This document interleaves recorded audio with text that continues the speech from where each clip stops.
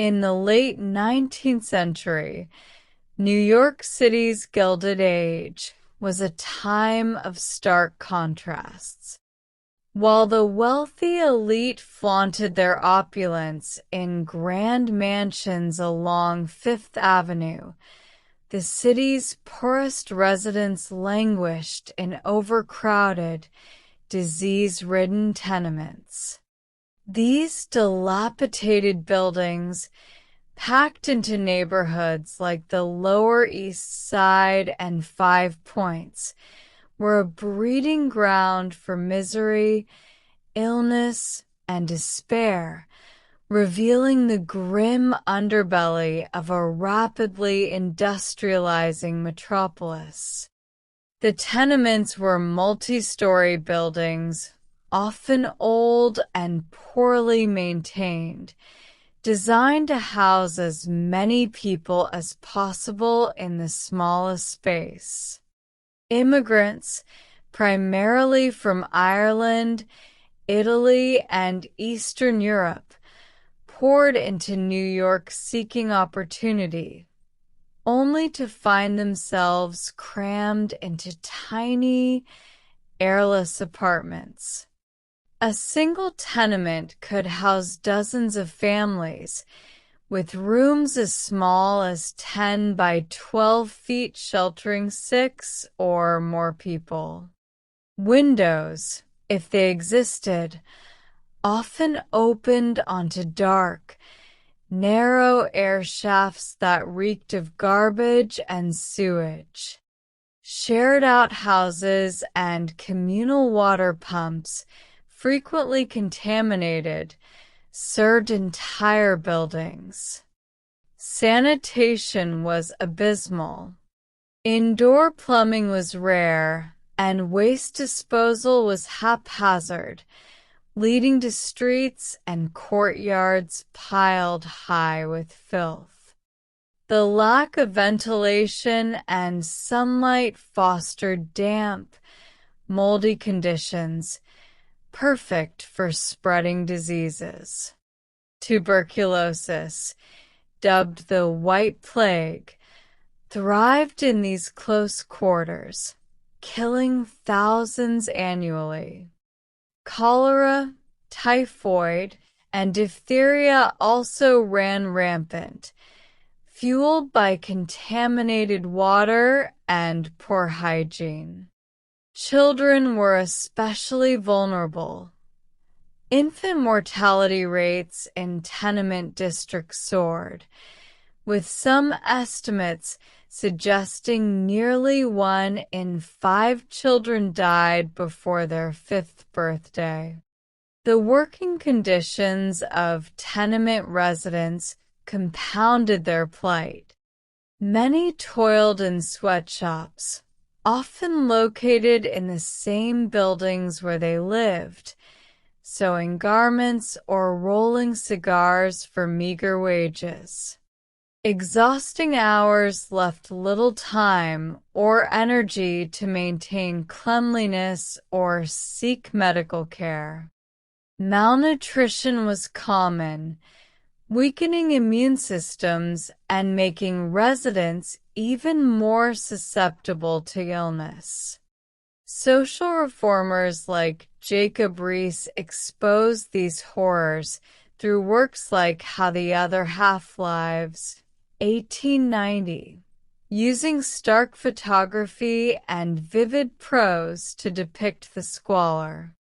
His descriptions of fever nests and death traps shocked the middle and upper classes, spurring calls for change. Yet reform was slow. The Tenement House Act of 1901 eventually mandated better ventilation, fire escapes, and sanitation, but enforcement was spotty and many landlords resisted improvements that cut into profits. Life in the tenements wasn't just a physical struggle, it was a psychological one. Families lived in constant fear of eviction, illness, or injury. Yet, amidst the hardship, communities formed. Neighbors shared what little they had, and cultural traditions offered solace.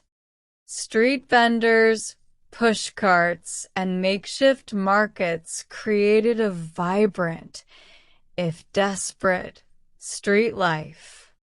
The year was 1887, and the SS Ornia rocked gently as it docked at Castle Garden, New York's bustling immigration depot. Among the weary throng stepping onto American soil was Anna Kowalski, a 19-year-old from a small village in Poland. Her hands clutched a tattered shawl, her only shield against the damp November wind. She carried a single bundle, 2 dresses, a photograph of her late parents, and a scrap of paper with an address scrawled in smudged ink. 97 Orchard Street, Lower East Side. Anna had heard the stories of America, the land of opportunity where streets were paved with promise. But as she was herded through the chaotic processing lines, the reality felt different. The air was thick with the shouts of officials, the cries of children, and the stench of unwashed bodies. Her cousin Janek, who had arrived 2 years earlier, was supposed to meet her, but the crowd was a labyrinth. After hours of waiting, a wiry man with a familiar jawline pushed through, calling her name. "Anna, come, quick. We must get to the tenement before dark," Janek urged, his voice hoarse from years of factory work. They boarded a horse-drawn omnibus, jostling through streets lined with pushcarts and shouting vendors. Anna's eyes widened at the towering buildings, but as they reached the Lower East Side, the grandeur faded. Narrow streets were choked with filth, rotting food, horse manure, and rags. The buildings here were grim, their brick facades stained with soot, windows like hollow eyes. Janek led her to 97 Orchard Street, a 5-story tenement that leaned slightly, as if weary from holding up its own weight. The hallway was dark, the air heavy with the smell of cabbage, sweat, and something sour Anna couldn't place. They climbed creaking stairs to the 3rd floor, where Janek shared a 2-room apartment with his wife, Marta, and their infant son, Tadeusz. The front room was a cramped space with a coal stove, a wobbly table, and a single window facing a brick wall. The bedroom was barely a closet, with a straw mattress on the floor. "This is home," Janek said, his smile strained. Anna nodded, swallowing her shock. She had left everything behind, her village, her dreams of a better life, for this. Part 2. The fever's grip. The first weeks were a blur of survival. Janek worked 14-hour days at a garment factory, while Marta sewed piecework at home, her fingers raw from needle pricks. Anna found work in the same tenement, rolling cigars in a makeshift sweatshop in the basement. The air there was thick with tobacco dust, stinging her eyes and coating her throat. She earned 50 cents a day, enough to contribute to rent but little else. The tenement was a living thing, pulsing with the sounds of its 20 families, crying babies, shouting couples, the clatter of pots. Water came from a pump in the courtyard, but it was often cloudy, and Anna learned to boil it after Marta warned her of cholera. The outhouses, shared by dozens, were a nightmare of stench and overflow. Rats skittered across the floors at night, bold enough to nibble at unattended bread. Winter brought the first wave of sickness. Tadeusz, barely a year old, developed a hacking cough that wouldn't stop. Marta's face grew gaunt with worry as she mixed weak broth, hoping to keep him strong. Anna noticed the neighbors, too, were falling ill. The old man in the next apartment, Mr. Rosenberg, coughed blood into a rag, his eyes hollow. Whispers of consumption spread. Tuberculosis, the scourge of the tenements. It thrived in the damp, airless rooms, passing from breath to breath. One night, Anna woke to Marta's sobs. Tadeusz's small body was burning with fever, his breath shallow. Yannick ran for a doctor, but the man who arrived was brusque, his bag of remedies sparse. "Keep him warm, pray he's strong," he said, pocketing his fee and leaving. Anna sat up with Marta, holding her hand as they sang Polish lullabies, willing the boy to live. By dawn, Tadeusz was gone. The silence that followed was heavier than any noise in the tenement. Part 3. The fight for breath. Grief hardened the household, but survival demanded they keep moving. Anna's days blended into a rhythm of work, sleep, and worry. The tenement's conditions grew worse with spring rains, which turned the courtyard into a swamp and sent mold creeping up the walls. Anna's own cough began, dry at first, then wet and persistent. She hid it, fearing she'd lose her job. But Marta noticed, forcing her to sip hot water with precious bits of honey. The neighborhood was a battlefield against disease. Cholera struck in summer, carried by tainted water. Diphtheria followed, claiming children in nearby buildings. Anna learned to recognize the signs: the fevered eyes, the swollen throats, the dread in parents' faces. Reformers occasionally appeared, earnest men and women with notebooks sent by charities or city boards. They spoke of ventilation, clean water, and new laws, but little changed. The landlord, a distant figure who sent a rent collector each week, ignored pleas for repairs. One day, a photographer named Jacob Rees arrived, his camera a strange contraption that startled the children. He asked questions in broken Yiddish and Polish, scribbling notes about the air shafts, the overflowing privies, the families packed like sardines. Anna was wary but spoke to him, describing Tadeusz's death and her own fears. "This place kills us slowly," she said, her voice low. Rees nodded, his face grim, promising to tell the world. Part 4. A Spark of Hope. By 1889, Anna had saved enough to move to a slightly better tenement, a building with a shared indoor faucet, a small victory. Yannick and Marta joined her, though their marriage strained under the weight of loss. Anna began attending meetings at a settlement house, where reformers taught English and hygiene. She met others like her, immigrants fighting for their families, their voices growing louder. Word spread of new laws, pushed by men like Rees, demanding better conditions. Change was slow, but it came. The city began inspecting tenements, forcing landlords to install fire escapes and widen air shafts. Anna's cough lingered, but she survived, tougher than she'd ever imagined. She started teaching younger girls to read, finding purpose in their eager faces. The tenement remained a hard place, but it was also a crucible, forging communities that refused to break. Anna never forgot Tadeusz, nor the countless others lost to the tenement's diseases. Her story, like theirs, was one of endurance, a testament to those who fought to live in a city that glittered for some and suffocated others. The Gilded Age's shine was built on their backs, but in their struggle, they laid the foundation for a better future. By the winter of 1890, the tenement at 112 Mulberry Street, where Anna Kowalski now lived with Yannick and Marta, was a slight improvement over their old home at 97 Orchard.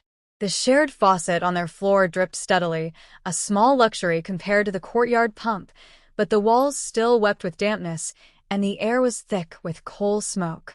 The new building was just as crowded, with 18 families squeezed into its 5 floors, their lives interwoven by necessity and hardship. Anna had grown accustomed to the constant hum of the tenement, wives haggling with peddlers, children playing in the halls, men arguing over card games. But the winter brought a new kind of dread. The cold was relentless, seeping through cracked windows and thin walls. Coal was expensive, and many families burned whatever they could find: scraps of wood, old rags, even dried horse dung from the streets. The smoke stung Anna's eyes and worsened her cough, which had never fully left her since Tadeusz's death. She wrapped herself in her shawl, now frayed at the edges, and worked longer hours rolling cigars to afford medicine, a bitter syrup that did little but burn her throat. Sickness swept through the tenement like a tide. The influenza that gripped New York that winter was merciless, felling the young and old alike. Anna heard the hacking coughs through the walls, saw neighbors carry out small, shrouded bundles in the night. The Goldbergs, who lived across the hall, lost their youngest daughter, Miriam, to the fever. Mrs. Goldberg's wails echoed for days, a sound that clawed at Anna's heart. She brought them soup, thin as it was, and sat with Mrs. Goldberg, who clutched Miriam's tiny shoes as if they could bring her back. Yannick, too, fell ill. His work at the garment factory had weakened him. Long hours hunched over a sewing machine in a room thick with lint had left his lungs fragile.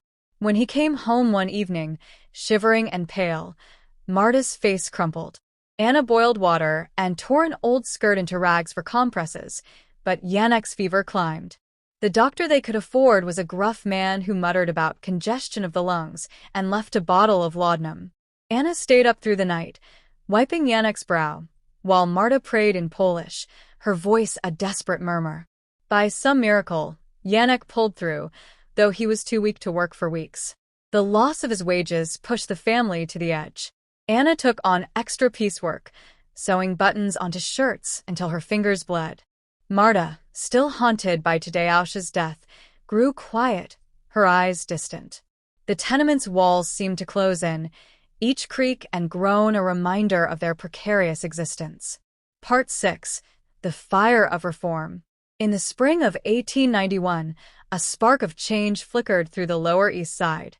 Jacob Riis's book, How the Other Half Lives, had reached the parlors of the wealthy, its stark photographs and searing words exposing the tenement's horrors. Reformers, clergy, and even some politicians began to take notice. Anna heard whispers of a new tenement house committee formed to investigate living conditions. Inspectors started peering, stern men in stiff collars who measured air shafts and tested water pumps. They scribbled notes as tenants watched warily, unsure whether to trust their promises. Anna's visits to the settlement house had become her lifeline. There, at the Henry Street settlement, she learned more than English and hygiene. She learned to speak up. A young reformer named Lillian Wald, with kind eyes and a fierce resolve, encouraged Anna to share her story. "Your voice matters," Lillian said, handing Anna a pencil and paper. "Write what you see. Tell the world." Anna hesitated. Her English was halting, her hands more used to needles than pens, but she began to write. She described the stench of the outhouses, the children who died before they could run, the mothers who worked until they collapsed. Her words were simple but raw, and Lillian promised to share them with the committee. One evening, a fire broke out in a tenement 2 blocks away. The blaze, sparked by an overturned lamp, devoured the wooden stairs and trapped families inside. 7 people died, including a family of 5 who lived in a top-floor apartment much like Anna's. The tragedy shook the neighborhood, and anger flared. Tenants gathered in the streets, shouting at landlords and city officials who arrived to gawk. Anna joined them, her voice trembling but clear. "We live like animals," she cried. "Fix the buildings or more will die." A few nodded, others cheered, and for the first time, Anna felt the weight of her words ripple outward. Part 7. A Fragile Victory. By 1892, the pressure from reformers and public outrage began to yield results. The city passed new ordinances, mandating fire escapes and better sanitation in tenements. At 112 Mulberry, the landlord grudgingly installed iron ladders outside the windows, though he raised the rent to cover the cost. The faucet was repaired, and the outhouses were cleaned more often, though the stench never fully left. Anna noticed small changes: a new water pump in the courtyard, a wider air shaft that let in a sliver more light. They were not enough, but they were something. Anna's role in the community grew. She became a bridge between the settlement house and the tenement, helping neighbors navigate the maze of city services. She taught mothers how to sterilize milk for their babies and organized a reading circle for the children, who crowded around her in the evenings, eager for stories of far-off places. Her cough lingered, a reminder of the tenement's toll, but she refused to let it define her. Yannick returned to work, his strength slowly returning, and Marta began to smile again, though her grief for Tadeusz remained a quiet shadow. The three of them clung to their small victories, a shared meal of pierogi on Sundays, a rare laugh over a neighbor's gossip, a moment of warmth in a world that often felt cold. Anna kept writing, her words finding their way into reform pamphlets and even a small newspaper run by the settlement house. She didn't know if they would change the city, but they changed her. She was no longer just a survivor, but a fighter. Part 8. The Long Road Ahead. As the Gilded Age wore on, New York's tenements remained a battleground. The reforms of the 1890s were a start, but the fight was far from over. Anna heard of plans for a new Tenement House Act, one that would demand even stricter standards, but she knew landlords would resist, and the poor would bear the cost. The city gleamed with wealth, skyscrapers rising, electric lights glowing, but for those in the tenements, life was still a daily struggle against disease, poverty, and neglect. Anna's dreams had shifted. She no longer imagined a grand life, but a better one. For herself, for Yannick and Marta, for the children who deserved more than the tenement's grip. She stood one evening on the fire escape, the iron cold under her hands, and looked out at the city's jagged skyline. The air was still heavy, the streets still loud, but there was a faint hope in her chest. She had survived the tenement's fevers, its fires, its despair. She had found her voice, and in that voice, she carried the stories of countless others, determined to make the world listen. The summer of 1893 brought a sweltering heat that turned the tenements into ovens, the air thick and unyielding. Anna Kowalski, now in her mid-20s, had seen enough seasons in the Lower East Side to know that heat meant trouble. The courtyard at 112, Mulberry Street became a stagnant pool after rains, breeding mosquitoes that carried whispers of malaria. The shared faucet ran warm and murky, and families lined up with buckets, their faces slick with sweat. Anna's cough had become a constant companion, a dry rasp that she muffled with a handkerchief during her shifts at the cigar factory. She had risen slightly in the world, now overseeing a small group of rollers, earning $1 a day, but the extra responsibility only meant longer hours in the stifling basement. Yannick and Marta had welcomed a new child, a daughter named Sophia, born in the chill of the previous winter. The baby's cries filled their two-room apartment, a sound that brought joy but also fear. Marta was vigilant, boiling every drop of water and keeping Sophia wrapped in clean cloth scavenged from the settlement house. Yet the tenement's dangers lurked everywhere. Rats, emboldened by the heat, gnawed at the walls, and the air shafts echoed with the coughs of neighbors. The Rosenbergs next door had lost another child to diphtheria, the strangling angel that claimed so many young lives. Anna helped with the burial arrangements, a quiet affair in a potter's field, where the poor were laid without markers. News from the wider world filtered into the tenement through Yiddish newspapers and settlement house talks. The panic of 1893 had struck like a thunderbolt, shuttering factories and leaving men like Yannick scrambling for work. He joined lines at soup kitchens, his pride swallowed by hunger.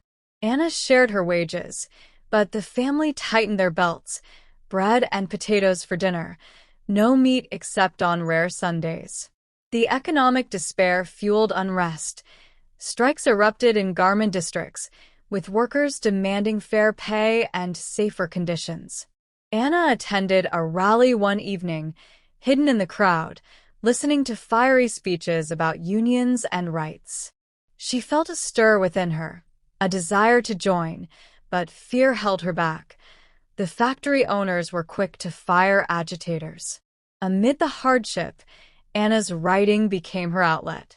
At the Henry Street settlement, Lillian Wald had formed a writers' group for immigrant women, where they shared stories of home and hardship. Anna's pieces, scribbled on scraps of paper, described the tenement's daily battles. The mother who lost 3 children to scarlet fever, the father crippled in a factory accident, the endless cycle of poverty. One of her essays was printed in a reform newsletter and signed but powerful. "We are not animals to be herded," she wrote. "We are people, dreaming of light and air." Reading her words in print filled her with a quiet pride, though she kept it secret from most. Part 10. The Blaze of '94. The fire came without warning in the dead of night in early 1894. It started in the tenement at 108 Mulberry, just down the block, a knocked-over kerosene lamp in a sweatshop, they said later. Flames licked up the wooden stairs, smoke billowing into the halls like a living beast. Anna woke to screams and the acrid smell of burning fabric. "Fire! Fire!" echoed through the walls. She bolted upright, grabbing Sophia from her cradle as Yannick shook Marta awake. The family stumbled into the hallway, joining a panicked throng clutching children and meager possessions. The new fire escapes proved a mixed blessing, rusty and narrow. They groaned under the weight of fleeing residents. Anna climbed down with Sophia strapped to her chest, her heart pounding as embers rained from above. Below, the street was chaos, firemen shouting, horses neighing, crowds gathering. The blaze spread to neighboring buildings, including theirs, devouring roofs and spitting sparks into the night sky. By dawn, 3 tenements were gutted and 12 lives lost, including the Goldbergs' eldest son, who had rushed back inside for his violin. The aftermath was a haze of displacement. Anna's family squeezed into the settlement house's emergency shelter, a crowded hall with cots and thin blankets. There, amid the sobs and whispers, anger brewed. Reformers like walled organized meetings, decrying the lack of fireproofing and proper exits. Newspapers splashed headlines, "Tenement Inferno claims dozen. When will the city act?" Anna spoke at one gathering, her voice steady despite her trembling hands. "We climb iron ladders like monkeys, but they bend and break. How many must die before change?" Her words were noted by a reporter, and soon, her face appeared in a sketch in the New York World, labeled "A Voice from the Slums." The fire spurred incremental reforms. City inspectors condemned the burned buildings, and new ordinances mandated brick construction in some districts. But for Anna and her neighbors, rebuilding meant higher rents in even more crowded spaces. They moved to a tenement on Hester Street, a dumbbell design with narrow air shafts that trapped odors and noise. It was no better, but it was a roof. Part 11. Echoes of Reform. By 1895, the tide of change was building, slow but inexorable. Jacob Riis continued his crusade, lecturing across the city with lantern slides of his photographs, dark alleys, ragged children, fevered rooms. Anna attended one such talk at Cooper Union, squeezing into the back row. Riis's voice boomed, "The sunlight must come in, or the people will perish." His words echoed her own experiences, and afterward, she approached him shyly, sharing her writings. He nodded approvingly. "Keep fighting, miss. The world needs more like you." Inspired, Anna deepened her involvement with the Tenement House Committee, a group of reformers pushing for comprehensive laws. She testified at hearings, describing the damp walls that bred tuberculosis, the overflowing privies that spread cholera. "In my building, 20 families share 2 toilets," she said, her accent thick but her resolve clear. "We boil water, but it's never enough." The committee, chaired by men in fine suits, listened with furrowed brows.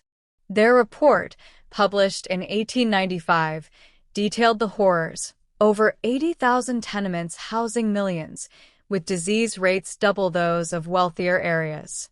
Model tenements began appearing, like Alfred T. White's Riverside buildings in Brooklyn, spacious apartments with courtyards and baths. Anna visited one on a settlement outing, marveling at the light-filled. The summer of 1893 brought a sweltering heat that turned the tenements into ovens, the air thick and unyielding. Anna Kowalski, now in her mid-20s, had seen enough seasons in the Lower East Side to know that heat meant trouble. The courtyard at 112, Mulberry Street, became a stagnant pool after rains, breeding mosquitoes that carried whispers of malaria. The shared faucet ran warm and murky, and families lined up with buckets, their faces slick with sweat.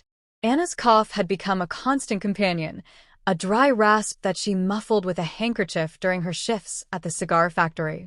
She had risen slightly in the world, now overseeing a small group of rollers, earning $1 a day, but the extra responsibility only meant longer hours in the stifling basement. Yannick and Marta had welcomed a new child, a daughter named Sophia, born in the chill of the previous winter. The baby's cries filled their two-room apartment, a sound that brought joy but also fear.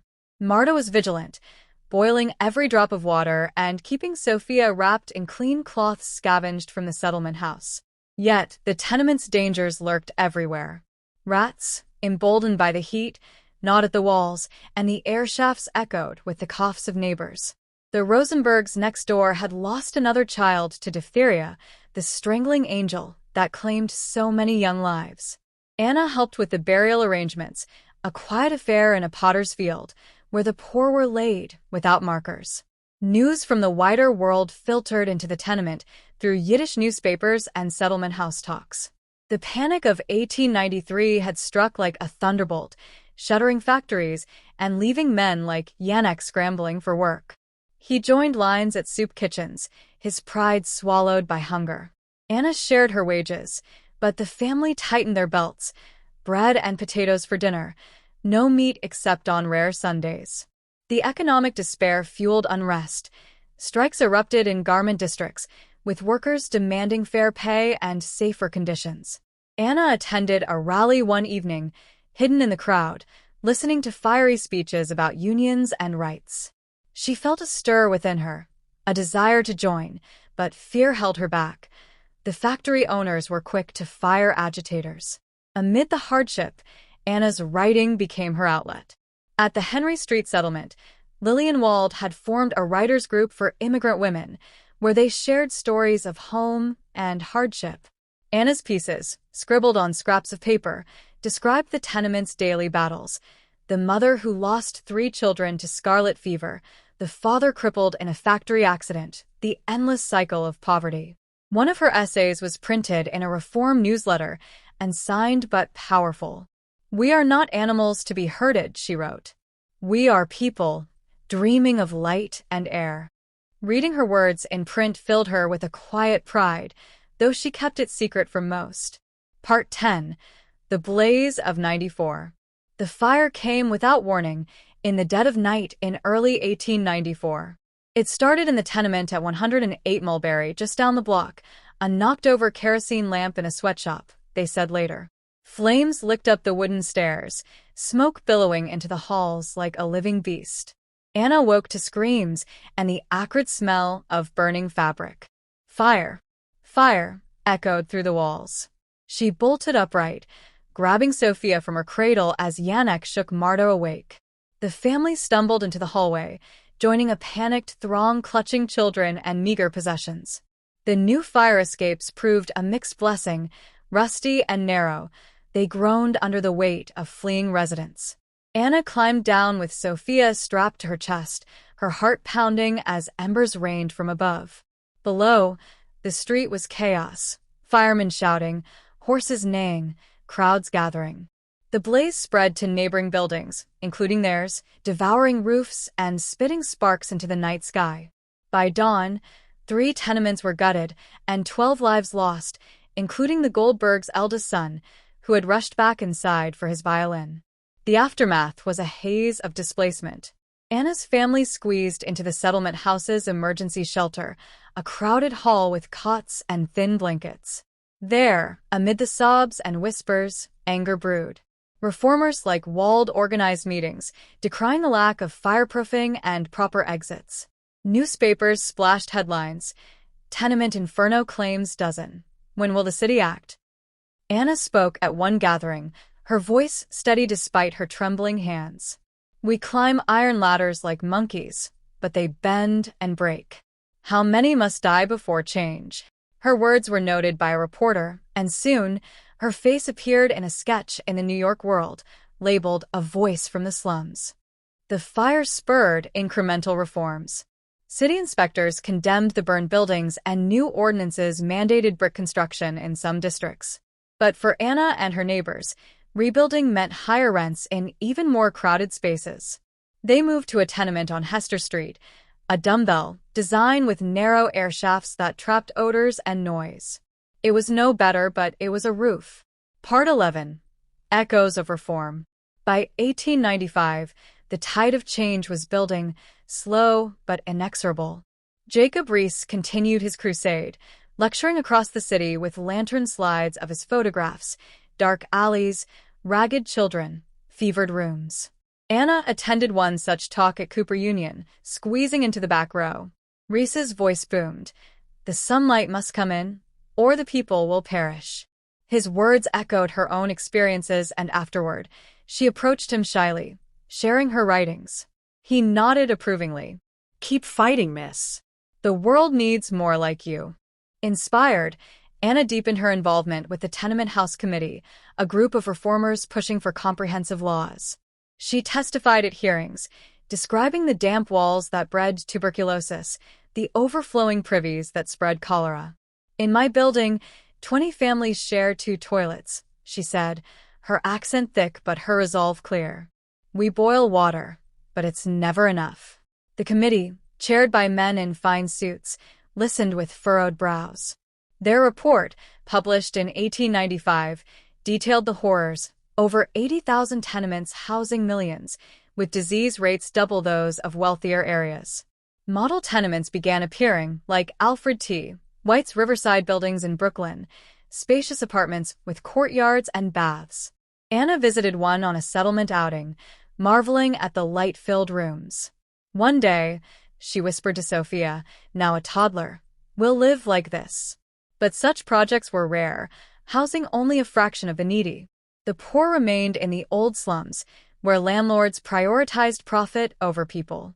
Yannick found steadier work in a unionized shop, his wages rising slightly. Marta started a small sewing cooperative with neighbors, pooling resources to buy fabric in bulk. Sophia grew strong, her laughter a balm against the tenement's gloom. Anna's health wavered, her cough turned bloody one winter. But a doctor at the settlement prescribed rest and fresh air, prescribing trips to Central Park on Sundays. Part 12. Toward the New. Arrivals from Russia and Italy, much like she had been. Lillian Wald had become a close ally, her nursing corps expanding to combat the tenement's health crises. Together, they visited families stricken by illness, distributing milk and medicine. One case haunted Anna, a young mother named Rosa, living in a basement apartment with 4 children, all pale and listless from malnutrition. Rosa's husband had died of typhoid, leaving her to sew endless hours for pennies. Anna helped secure aid from the settlement, but Rosa's eldest son succumbed to rickets, his legs bowed from lack of sunlight and vitamins. "The tenements steal our futures," Rosa wept, clutching Anna's hand. It fueled Anna's resolve. She penned letters to newspapers, decrying the slow pace of reform. One was published in the Forward, a Yiddish daily, under the headline, "A Cry from the Slums. When will the act truly save us?" Part 14. Waves of Newcomers. The early 1900s saw a flood of immigrants, swelling the Lower East Side to bursting. Ships docked daily at Ellis Island, disgorging families from Southern and Eastern Europe, their bundles heavy with hopes and little else. The tenements absorbed them like sponges, rooms subdivided into even smaller spaces. Anna's building, once home to 18 families, now housed 25, with boarders sleeping in shifts on the same beds. The new arrivals brought vitality, aromas of garlic and spices wafting through halls, songs in unfamiliar tongues, but also strain. Water lines grew longer, privies overflowed more often, and diseases flared anew. In 1904, a typhoid epidemic gripped the city, traced to contaminated milk and water. Anna's neighborhood was hit hard. Neighbors collapsed in the streets, their bodies dehydrated and feverish. The settlement house became a makeshift clinic, with nurses like Wald administering vaccines and boiling water in vast kettles. Anna volunteered tirelessly, her own health fragile, but her spirit unyielding. Janek fell ill briefly, his work halted, but recovered with rest and broth. Marta, ever the caretaker, brewed herbal teas passed down from her grandmother, sharing them with the afflicted. Amid the crisis, Anna met Giuseppe, an Italian widower who lived downstairs with his 2 sons. He worked as a laborer, digging subway tunnels under the city, his hands calloused and his back bent. Their paths crossed in the courtyard, where Giuseppe repaired a leaky pump while Anna hung laundry. Conversations began tentatively, broken English mixed with gestures, evolving into shared meals of pasta and pierogi. Giuseppe's stories of Sicily mirrored Anna's memories of Poland, poverty driving them across the ocean, only to find new struggles. He lost his wife to childbirth fever in a tenement much like theirs, and his quiet strength resonated with Anna. For the first time since arriving, she felt a spark of companionship beyond family, a warmth that eased the tenement's chill. Social changes stirred. Women's suffrage gained momentum, with marches filling the streets. Anna joined one in 1908, linking arms with settlement workers, chanting for the vote. "If we can endure the tenements, we can change the laws," she told Marta, who nodded warily. Unions strengthened, too. Janek participated in a garment workers' strike in 1909, walking picket lines for better wages and hours. The family scraped by on savings and charity during the months-long standoff, but victory came: shorter days, slight pay increases. It was a taste of power, collective action chipping away at exploitation. Part 15. The Shadow of War.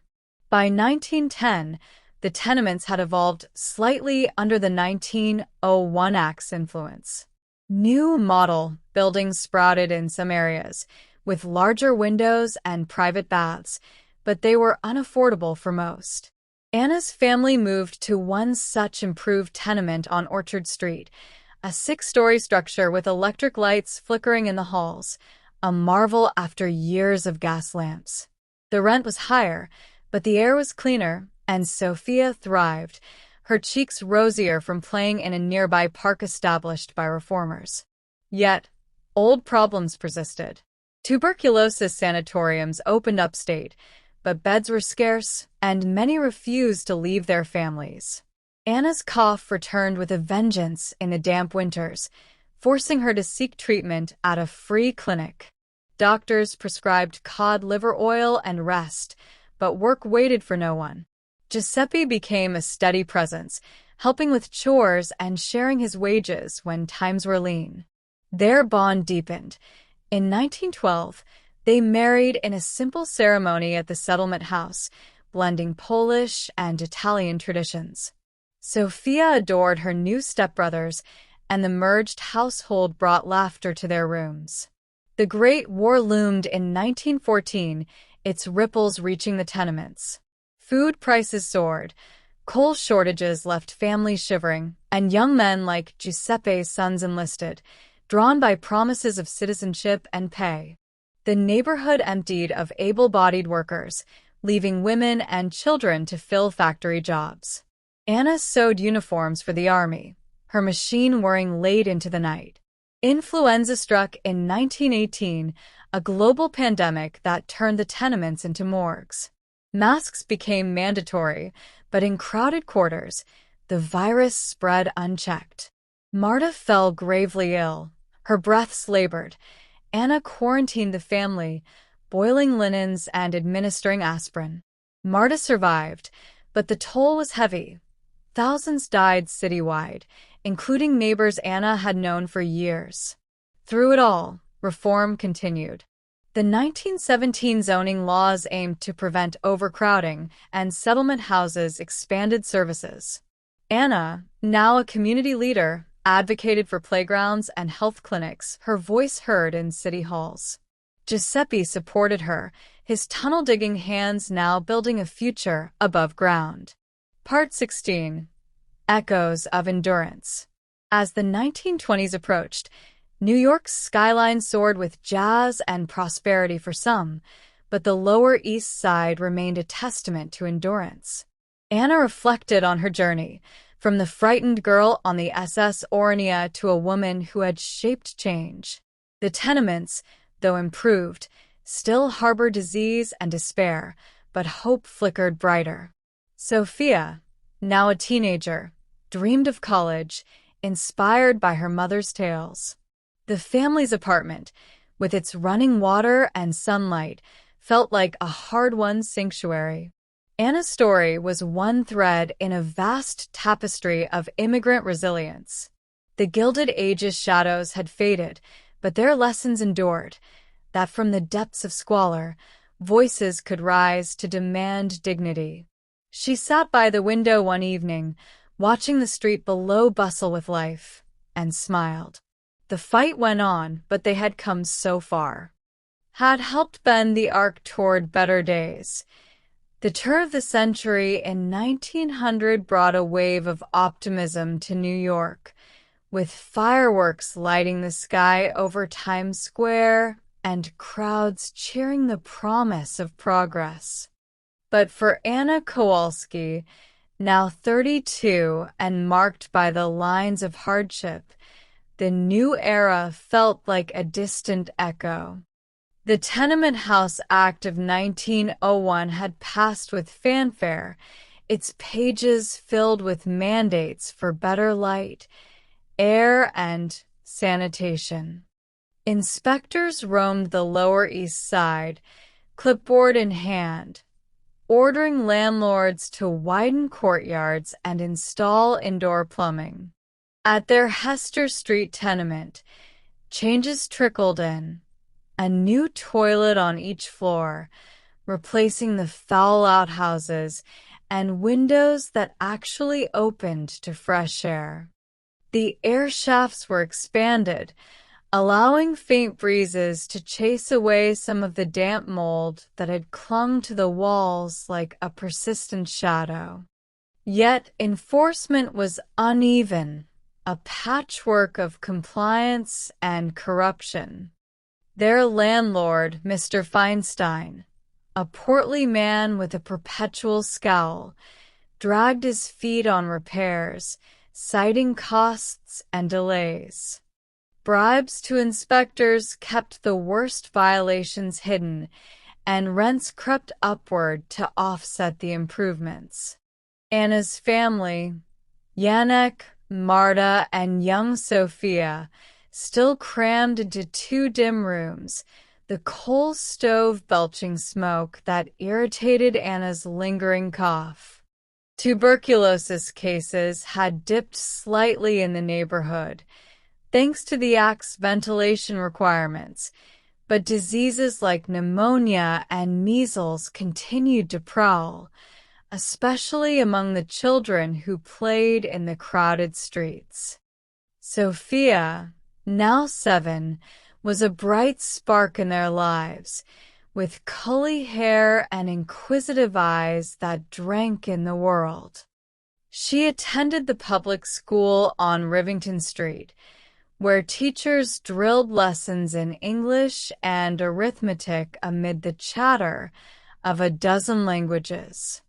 Anna walked her there each morning, dodging pushcarts laden with fruits and fish, the air alive with the calls of vendors. "Learn well, little one," Anna would say, kissing Sophia's forehead. "Knowledge is the key out of here." But school brought its own perils, overcrowded classrooms where germs spread like wildfire. When a measles outbreak hit in 1902, Sophia came home with red spots and a fever, her small body racked with chills. Anna and Marta nursed her through sleepless nights, applying cool cloths and whispering prayers. Sophia recovered, but the scare left Marta more protective, her grief over Tadeusz resurfacing like an old wound. Work remained a grind. Janek labored in a unionized garment factory, where the air hummed with sewing machines and the clatter of irons. The Triangle Shirtwaist Factory fire of 1911 loomed in the future, but even now, safety was an afterthought. Locked doors to prevent theft, piles of flammable scraps underfoot. Anna had left the cigar rolling behind, finding steadier employment as a seamstress in a small shop, her fingers nimble from years of practice. She earned enough to afford occasional treats, a loaf of rye bread from the bakery, a second-hand dress for Sophia. Evenings, she volunteered at the Henry Street settlement, teaching literacy classes to new immigrants, wide-eyed century.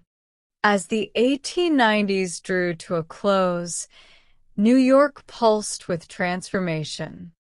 The consolidation of the 5 boroughs in 1898 created Greater New York, a sprawling metropolis. Elevated railways snaked through the city, carrying workers to distant jobs, but the tenements remained stubbornly unchanged. Anna watched skyscrapers rise on Manhattan's skyline, symbols of the Gilded Age's wealth, while her world stayed mired in shadow. In 1899, a cholera scare gripped the Lower East Side, tracing back to contaminated wells. Dozens fell ill, their bodies racked with cramps and dehydration. Anna nursed neighbors, boiling herbs into teas and fetching ice from vendors. The outbreak prompted emergency cleanups, streets swept, pumps chlorinated, but it highlighted the need for systemic change. Reformers redoubled efforts, drafting what would become the Tenement House Act of 1901. Anna's advocacy peaked that year. She joined a delegation to Albany, traveling by train with Wald and others. In the state capitol's marble halls, she spoke before lawmakers. "I came to America for hope, but found death in the tenements. Give us light, air, water, not for pity, but for justice." Her testimony, reprinted in papers, helped sway votes. The act passed in 1901, outlawing the worst dumbbell designs, mandating indoor toilets, and requiring courtyards for ventilation. It wasn't perfect, enforcement lagged, and old buildings persisted, but it was a victory. Back in the tenement, Anna celebrated quietly with Janek and Marta, toasting with weak tea. Sophia, now 5, played with a rag doll, oblivious to the shift. Anna's cough had eased with better air in their new apartment, one of the first retrofitted under the law. She continued writing, her stories now laced with hope. The Gilded Age's glitter had blinded many, but for those in the tenements, survival forged unbreakable bonds. Anna knew the fight wasn't over. Poverty lingered, diseases lurked, but she.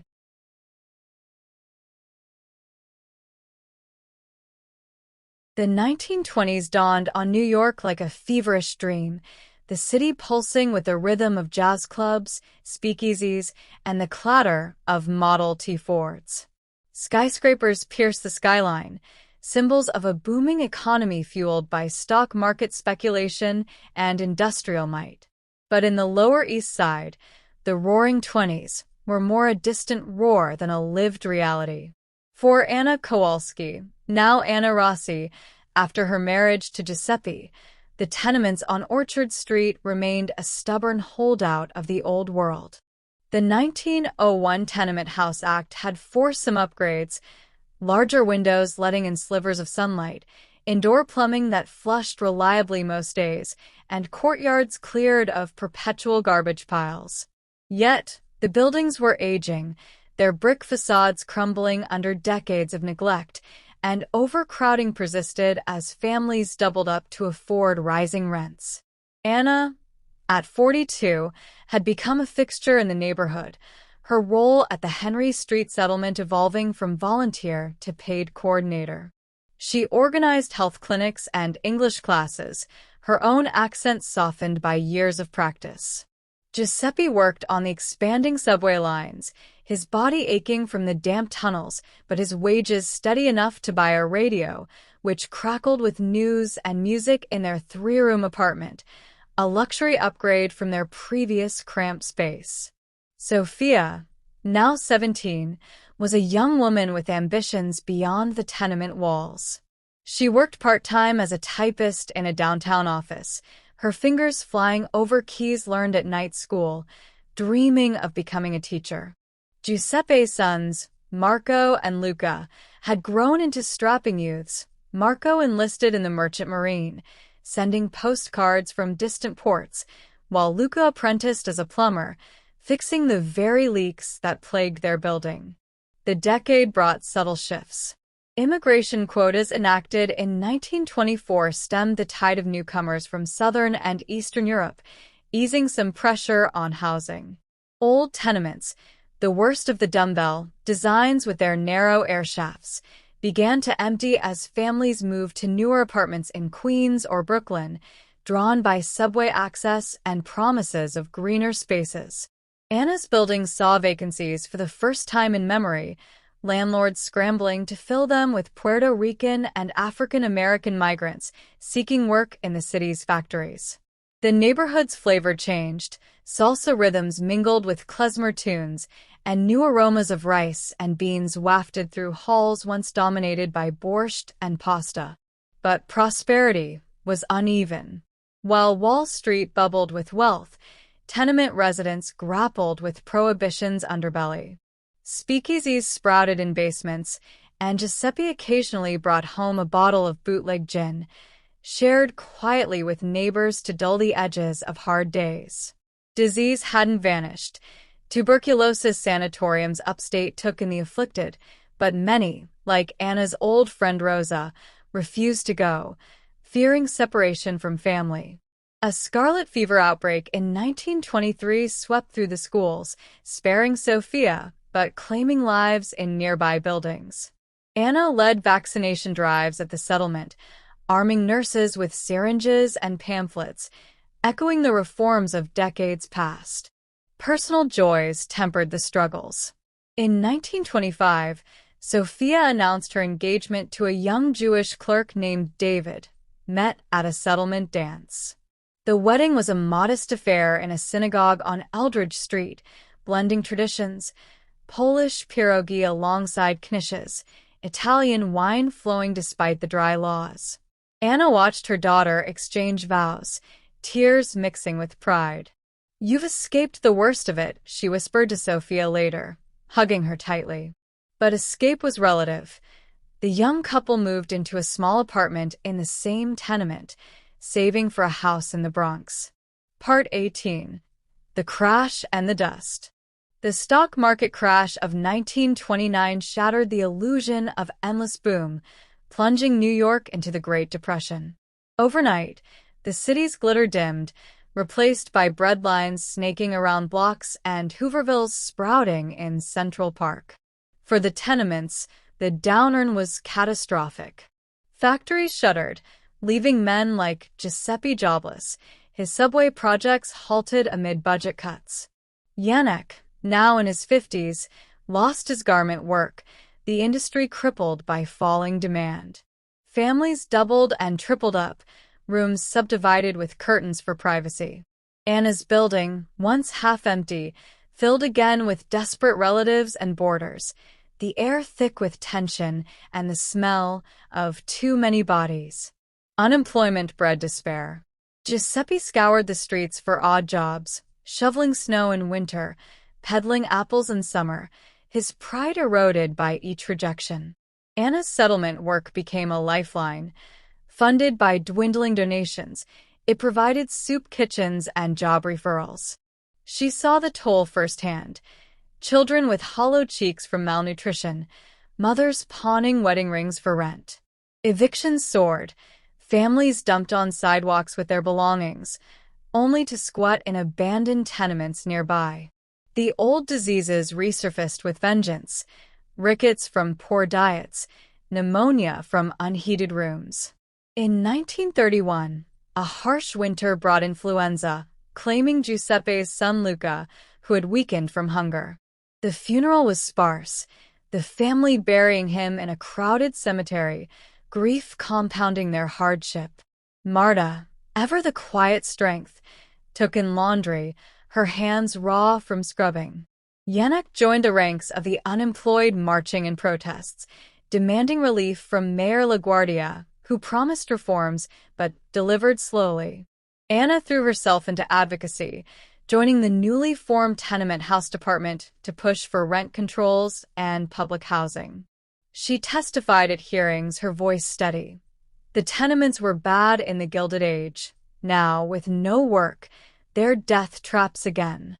Her efforts bore fruit in small ways. Emergency relief funds trickled in, funding coal deliveries and milk stations. Sophia and David fared slightly better. David's office job held, though pay was cut. They welcomed a son, little Tadeusz, named for the uncle he never knew, in 1932, a beacon of hope amid the gloom. Anna doted on her grandson, telling him stories of Poland and the old days, vowing he'd never know the tenement's full bite. Part 19: New Deals and New Hopes. Franklin D. Roosevelt's New Deal breathed life into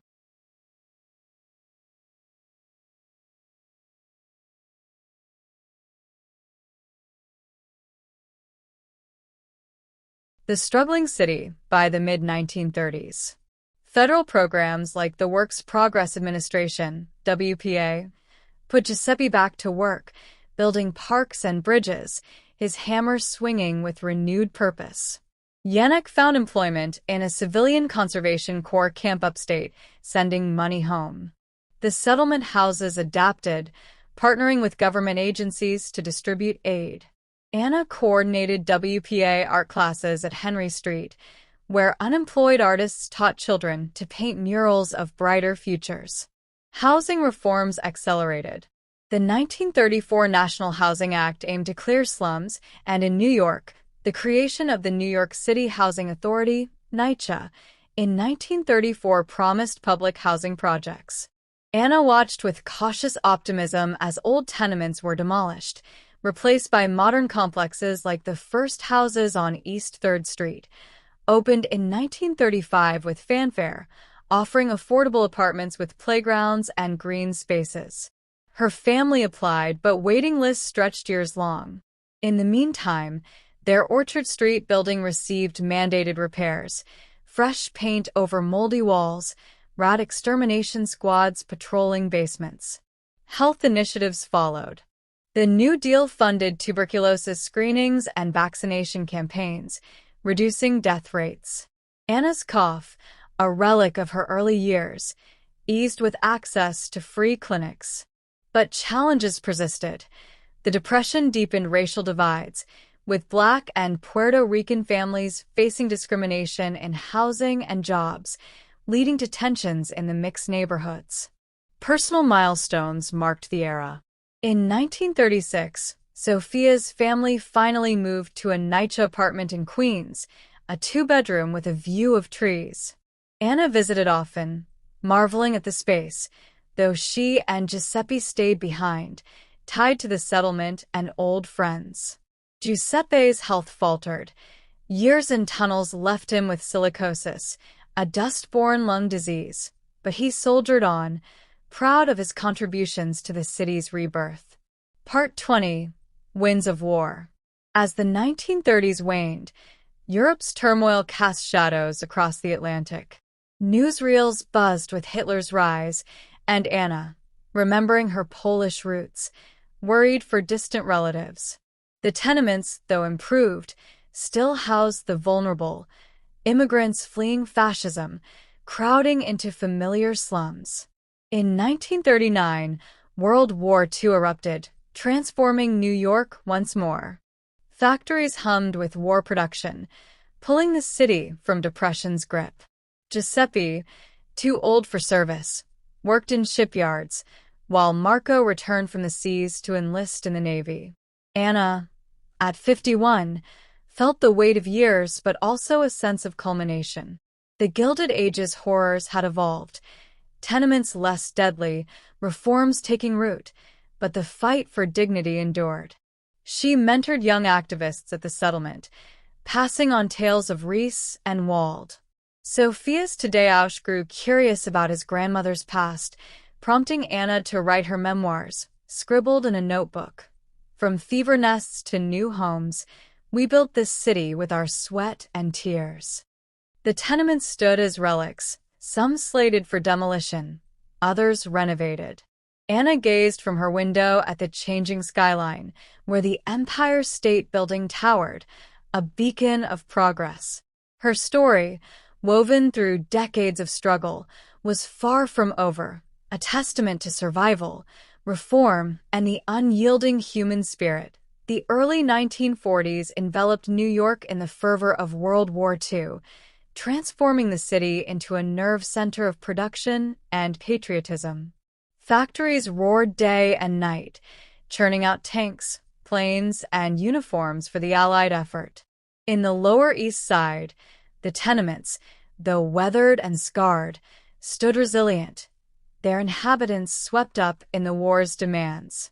Anna Rossi, now 53, felt the weight of time in her joints and the persistent cough that flared in damp winters, but her spirit remained unbowed. The Orchard Street tenement, her home for over a decade, was a patchwork of repairs. New pipes installed under New Deal mandates, electric lights that flickered less often, but it still hummed with the crowded energy of multiple families, now a mix of longtime residents and newcomers fleeing European persecution. Giuseppe, at 56, toiled in the Brooklyn Navy Yard, his silicosis-ravaged lungs struggling under the strain of welding ships. The work was grueling but paid well, and he took pride in knowing his labor helped the fight against fascism. Their apartment, modest but warm, was a haven for their extended family. Sophia and David, now settled in their Queens public housing apartment, visited often with young Tadeusz, who at 9 was fascinated by war news blaring from the radio. Marco, Giuseppe's son, served on a destroyer in the Pacific, his letters home filled with bravado and longing. Luca's absence, lost to the Depression's hunger, was a quiet ache, but Anna kept his memory alive by tending a small shrine of candles and a photograph. The war reshaped the tenement's rhythm. Rationing tightened belts, sugar, meat, and gasoline were scarce, forcing Anna to stretch meals with beans and day-old bread. Victory gardens sprouted in vacant lots, and Anna joined neighbors in planting tomatoes and greens, a small defiance against hunger. Women filled factory jobs left by enlisted men, and Anna took on part-time work sewing parachutes, her fingers still nimble despite years of wear. The settlement house, under Lillian Wald's aging but tireless leadership, became a hub for war relief, organizing bond drives and knitting circles for soldiers' socks. Anna led classes for refugee women, many Polish Jews escaping the Holocaust, their haunted eyes mirroring her own arrival decades ago. Health remained a battle. The tenements improved sanitation, indoor toilets, cleaner water, had reduced cholera and typhoid, but tuberculosis lingered, and wartime stress bred new ailments. Polio scares gripped the city in 1943, closing schools and pools. Sophia kept Tadeusz indoors, her fear palpable after surviving past epidemics. Anna, through her settlement work, distributed health pamphlets urging vaccinations and hygiene. Her own health faltered. A doctor diagnosed early emphysema, linking it to years of tobacco dust and coal smoke. Rest, he advised, but rest was a luxury Anna couldn't afford. The war's shadow touched the personal. In 1944, a telegram arrived. Marco was wounded in a naval battle, his leg shattered. He returned home a year later, limping but alive, his merchant marine bravado replaced by a quiet resilience. Anna nursed him, her hands steady as she changed bandages, while Giuseppe shared stories of Sicily to lift his son's spirits. The family clung together, their tenement apartment a bulwark against uncertainty. Part 22. Post-war promises.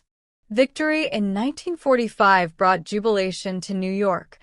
Crowds flooded Times Square, horns blared, and flags waved. But for the tenements, peace was bittersweet. Returning veterans like Marco faced housing shortages, with tenements and new projects overflowing. Anna's building, now nearly 50 years old, groaned under the strain of overuse, its pipes leaking and plaster cracking. The New York City Housing Authority, NYCHA, built more complexes, like the Jacob Riis houses planned for the Lower East Side, but demand outstripped supply. Families doubled up, and Anna's household grew as Marco moved in, unable to afford his own place. Economic recovery was uneven. Giuseppe's shipyard work slowed as war contracts dried up, forcing him to take odd jobs, painting, hauling crates, despite his worsening lungs. Anna's settlement salary, modest but steady, kept them afloat. Sophia and David, now with a second child, a daughter named Miriam, thrived in Queens, their apartment a symbol of progress. Tadeusz, at 13, excelled in school, his essays echoing Anna's knack for words. She gave him her old notebooks, filled with her Gilded Age memories, urging him to write for those who can't. The post-war years saw health reforms take root. The 1940s brought penicillin and broader vaccination campaigns, slashing death rates from infections. Anna volunteered at mobile TB screening units, their X-ray machines a marvel compared to the crude diagnostics of her youth. Yet, inequities persisted. Black and Puerto Rican families, increasingly common in the Lower East Side, faced substandard housing and limited healthcare access. Anna advocated for them at NYCHA hearings, her voice seasoned by decades of speaking out. A home with light and air is not just for some, it's for all. Social changes stirred. The GI Bill sent veterans like Marco to trade school, where he learned carpentry, dreaming of building better homes than the tenements he'd known. Women's roles, expanded by wartime work, faced pushback as men reclaimed jobs, but Anna encouraged Sophia to keep her typist position, sensing a shift in possibilities. The civil rights movement gained traction, with protests against housing discrimination echoing Anna's own battles. She joined a 1947 march, linking arms with Black neighbors, their chants for equality ringing through the streets. Part 23. The Fading Tenements. By the early 1950s, the Lower East Side was transforming. Urban renewal projects, fueled by federal funds, raised blocks of old tenements, replacing them with high-rise public housing or private developments. Anna's Orchard Street building was slated for demolition in 1952, forcing the family to relocate. With NYCHA's help, Anna and Giuseppe moved to a new complex on Avenue D, clean, modern, with a small balcony overlooking the East River. The rent was affordable, the air fresher, but Anna felt a pang for the old tenement, its creaks and scars a map of her life. Giuseppe's health declined sharply. By 1953, silicosis confined him to bed, an oxygen tank his constant companion. Anna cared for him, reading Italian poetry aloud, their love a quiet anchor. He passed in 1954, his last words a whispered "Grazie, Anna." The loss hollowed her, but she poured her grief into the settlement, mentoring a new generation of activists. Marta and Yanek, now elderly, lived nearby, their health frail but spirits buoyed by visits from Sophia's children. The tenement's legacy lingered. Anna visited the Tenement Museum, newly established in a preserved building on Orchard Street, where her stories were woven into exhibits. She walked its dim halls, touching walls that echoed her past, and spoke to visitors, school children, tourists, about the Gilded Age's fevers and fights. "We survived because we fought together," she told them, her voice steady despite her weakening lungs. Sophia became a teacher, fulfilling her dream, and Tadeusz entered college, studying history to honor his grandmother's tales. The Lower East Side, once a cauldron of disease and despair, was now a mosaic of old and new, delis and bodegas, synagogues and churches, high-rises and fading tenements. Anna, at 66 in 1955, sat on her balcony, watching the river shimmer. Her notebooks, now a thick stack, chronicled a life of endurance and change. The city had grown on the backs of people like her, their struggles forging a path to better days. Part 24. A Legacy Written. By the late 1950s, Anna's health faltered, emphysema stealing her breath. She retired from the settlement but continued writing, her memoirs a blend of personal and collective history. In 1960, a small press published her work, From Fever Nests to Freedom, dedicating it to the tenement dwellers who built New York. It found a modest audience, social workers, historians, immigrants, its pages a testament to resilience. Anna passed in 1962, surrounded by family in her Avenue D apartment.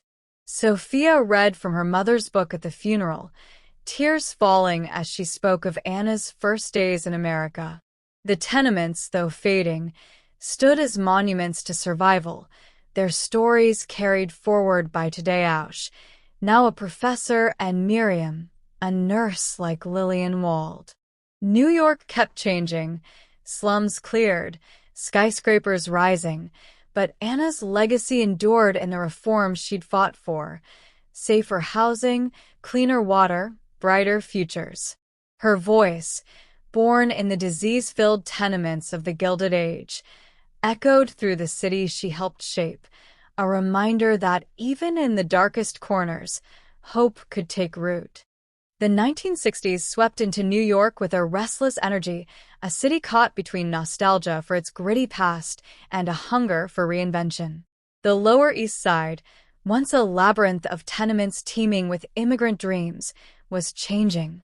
Many of the old dumbbell buildings, with their narrow air shafts and shared privies, had been razed or renovated, replaced by towering public housing projects or left as vacant lots where children played amid rubble. The Orchard Street tenement, where Anna Rossi had spent decades fighting for survival, was gone, its site now a concrete playground ringed by chain-link fences. Yet, the spirit of the tenements lingered in the stories carried by those who'd lived there, like seeds scattered across the city. Sophia, now in her late 30s, had settled firmly into her role as a schoolteacher in Queens, her classroom a haven for children of new immigrants, Puerto Ricans, Dominicans, and Chinese families drawn to New York's promise. Her husband, David, worked as an accountant, their modest home a testament to the upward mobility Anna had dreamed of for her daughter. Their children, Tadeusz and Miriam carried the family's legacy forward.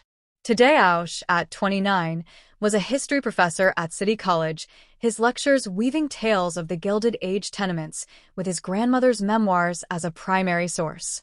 Miriam, 25, followed in Lillian Wald's footsteps as a public health nurse, working in Harlem clinics to combat the persistent health disparities that echoed Anna's battles against disease. The city's transformation wasn't without pain.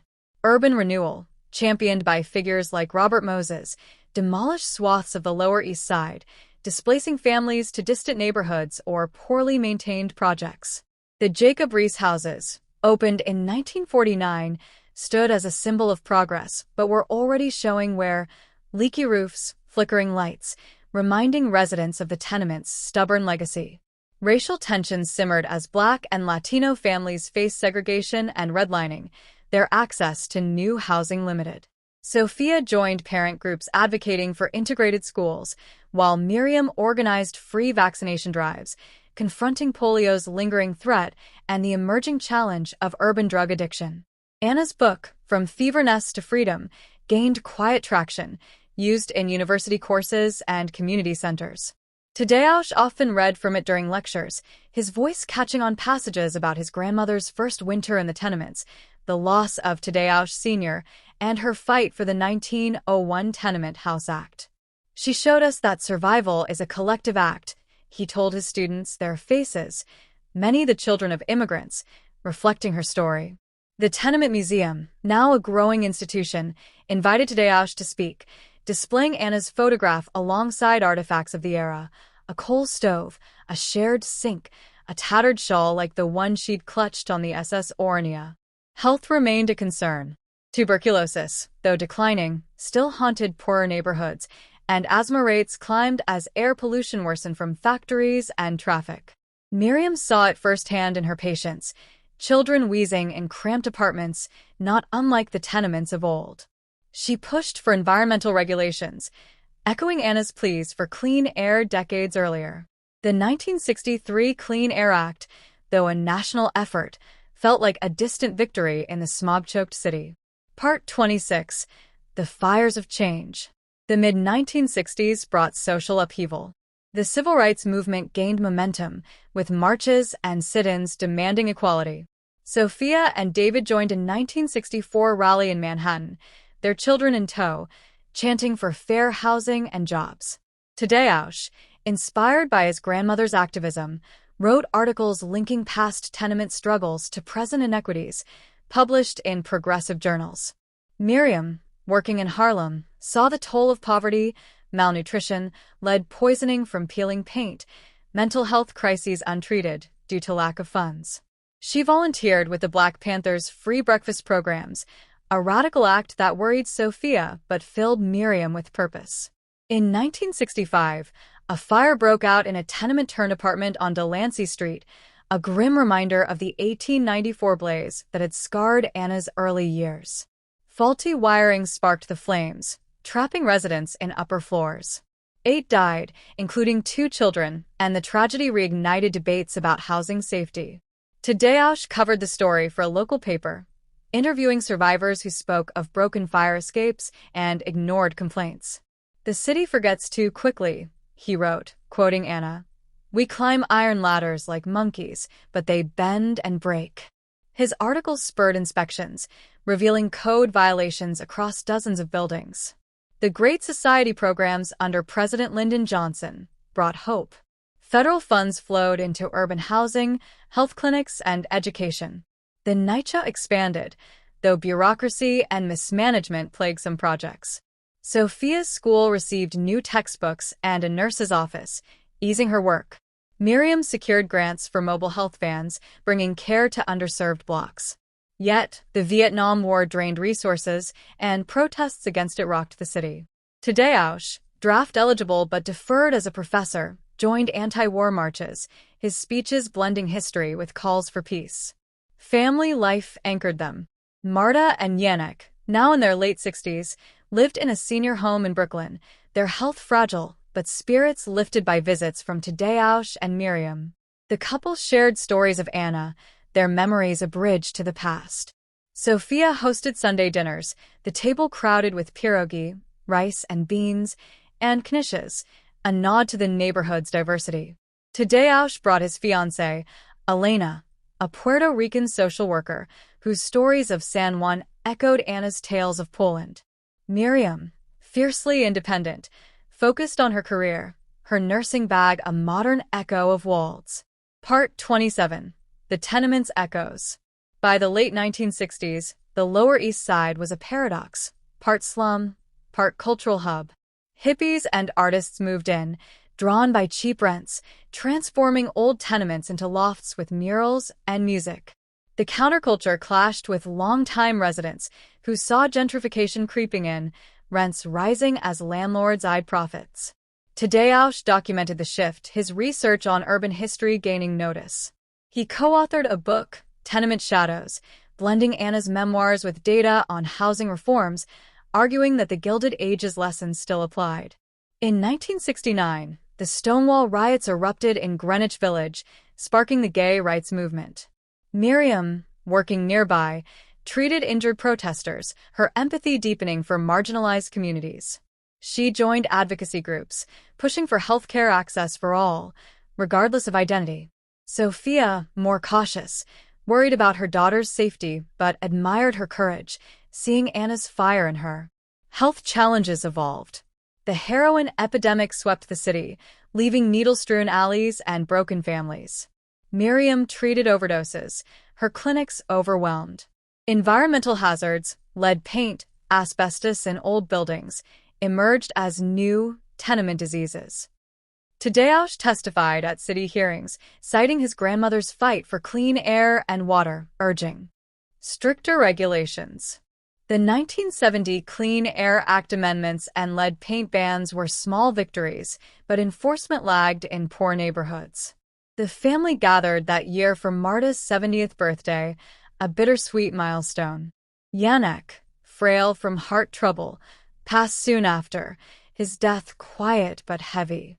Marta moved in with Sophia, her stories of the old tenements keeping Anna's memory alive. Tadeusz and Elena married, their wedding a vibrant mix of cultures, held in a community garden carved from a former tenement lot. Part 28. A Legacy Carved in Stone. As the 1970s loomed, New York teetered on the edge of fiscal crisis, its budget strained by war costs and urban decay.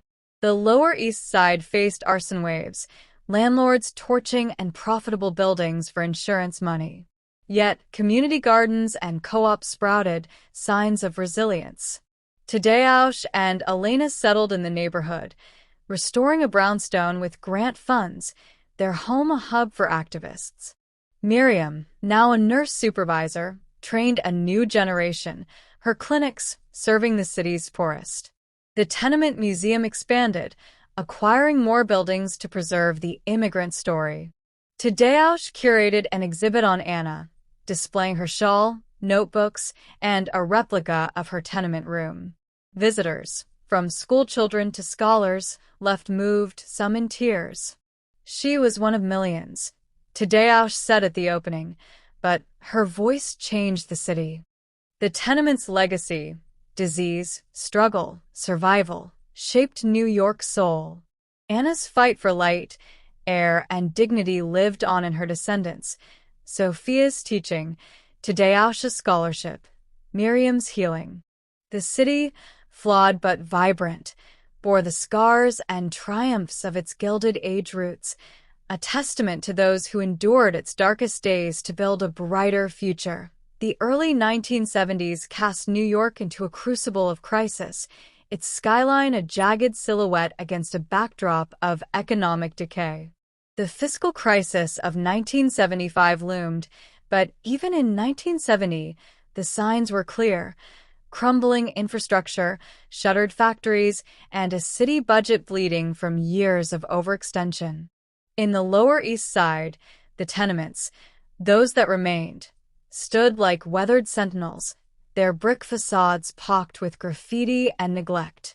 Many had been abandoned, their windows boarded or shattered, victims of landlords who torched unprofitable buildings for insurance payouts or left them to rot. The neighborhood was a patchwork of decay and defiance, with community gardens blooming amid rubble and squatters claiming vacant spaces as their own.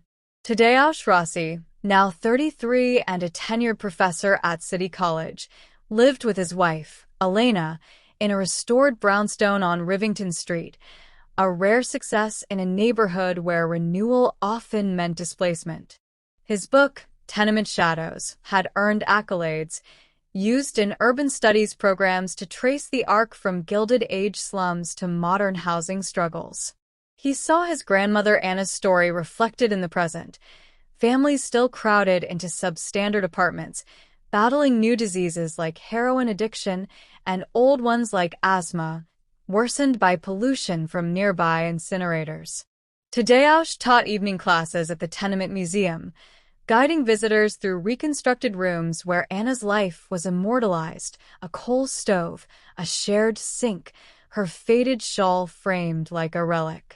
Sophia, in her early 40s, continued teaching in Queens, her classroom a microcosm of New York's diversity. Her students, many children of Caribbean and Asian immigrants, faced challenges echoing Anna's era: overcrowded schools, underfunded clinics, and parents working multiple jobs. Sophia organized after-school programs, funded by dwindling grants, to keep kids off streets plagued by gang violence and drugs. Her husband, David, faced layoffs as his accounting firm downsized, forcing the family to dip into savings. Their daughter, Miriam, now 29, ran a health clinic in Harlem, her days filled with treating overdose victims and children poisoned by lead paint in aging buildings. She wore Anna's resilience like a badge, her nursing bag packed with modern tools, but driven by the same urgency that had fueled her grandmother's activism. Marta, now 75, lived with Sophia's family, her memory sharp despite her frail body. She spent hours recounting Anna's tales to Tadeusz's son, Jacob, born in 1971, a bright toddler who loved her stories of Poland and the tenements. Marta's health faltered. A heart condition kept her housebound, but she knitted blankets for Miriam's clinic, her hands steady with purpose.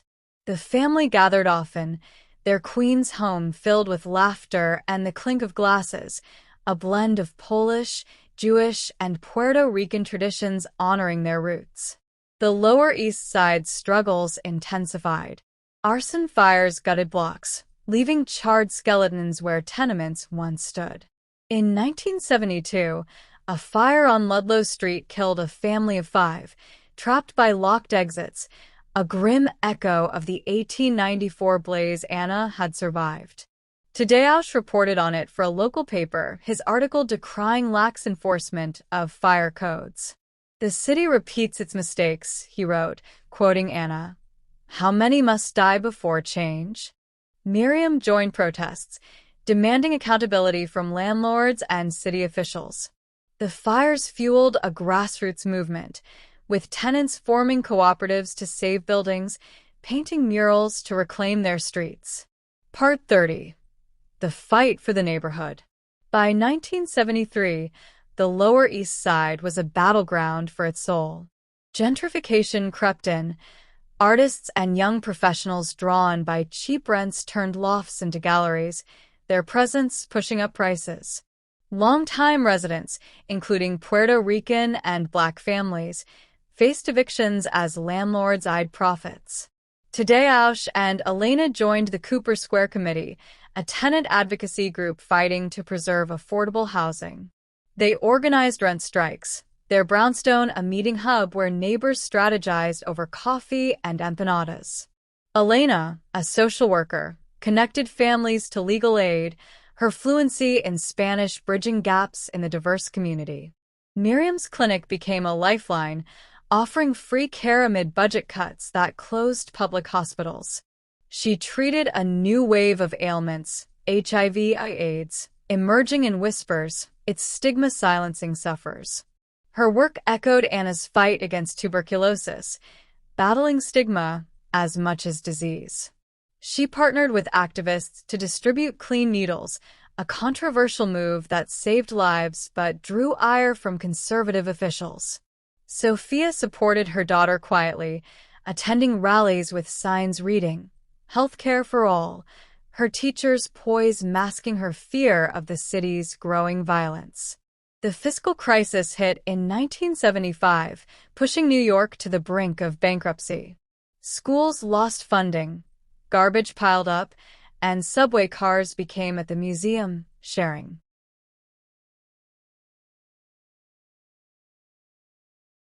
Canvases for graffiti. The Lower East Side felt abandoned, its streets patrolled by fewer police, leaving residents to fend for themselves. Tadeusz documented the crisis, his articles in the Village Voice linking it to the Gilded Age's neglect. "The tenements taught us resilience. Now we need it again." He and Elena opened their home to displaced neighbors, their spare room a refuge for a Puerto Rican family burned out of their apartment. Health disparities worsened. Asthma hospitalizations spiked, linked to pollution and moldy housing. Miriam lobbied for environmental justice, citing Anna's pleas for clean air. Lead paint bans, enacted years earlier, were poorly enforced. She saw children with neurological damage, their futures stolen by neglect. Her clinic secured federal grants to test kids, but funds were stretched thin. Tadeusz's research supported her, his data showing higher disease rates in minority neighborhoods, a modern echo of the tenements' fever nests. Part 31. Seeds of Renewal. By the late 1970s, glimmers of hope emerged. Community groups reclaimed vacant lots, turning them into gardens where elders like Marta planted herbs, teaching Jacob the names in Polish. The Loisaida movement, led by Puerto Rican activists, celebrated the neighborhood's culture with festivals, murals, and theater. Tadeusz and Elena helped organize, their son Jacob toddling among dancers at street fairs. The Tenement Museum grew, its exhibits drawing crowds eager to learn about the immigrant struggle.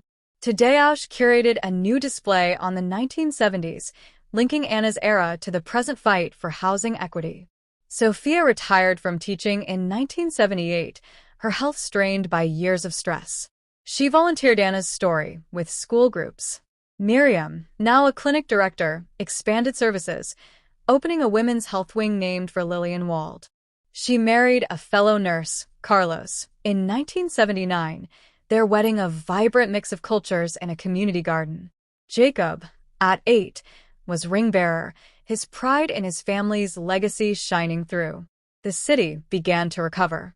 Federal loans bailed out New York, and Mayor Ed Koch pushed revitalization, though often favoring wealthier areas.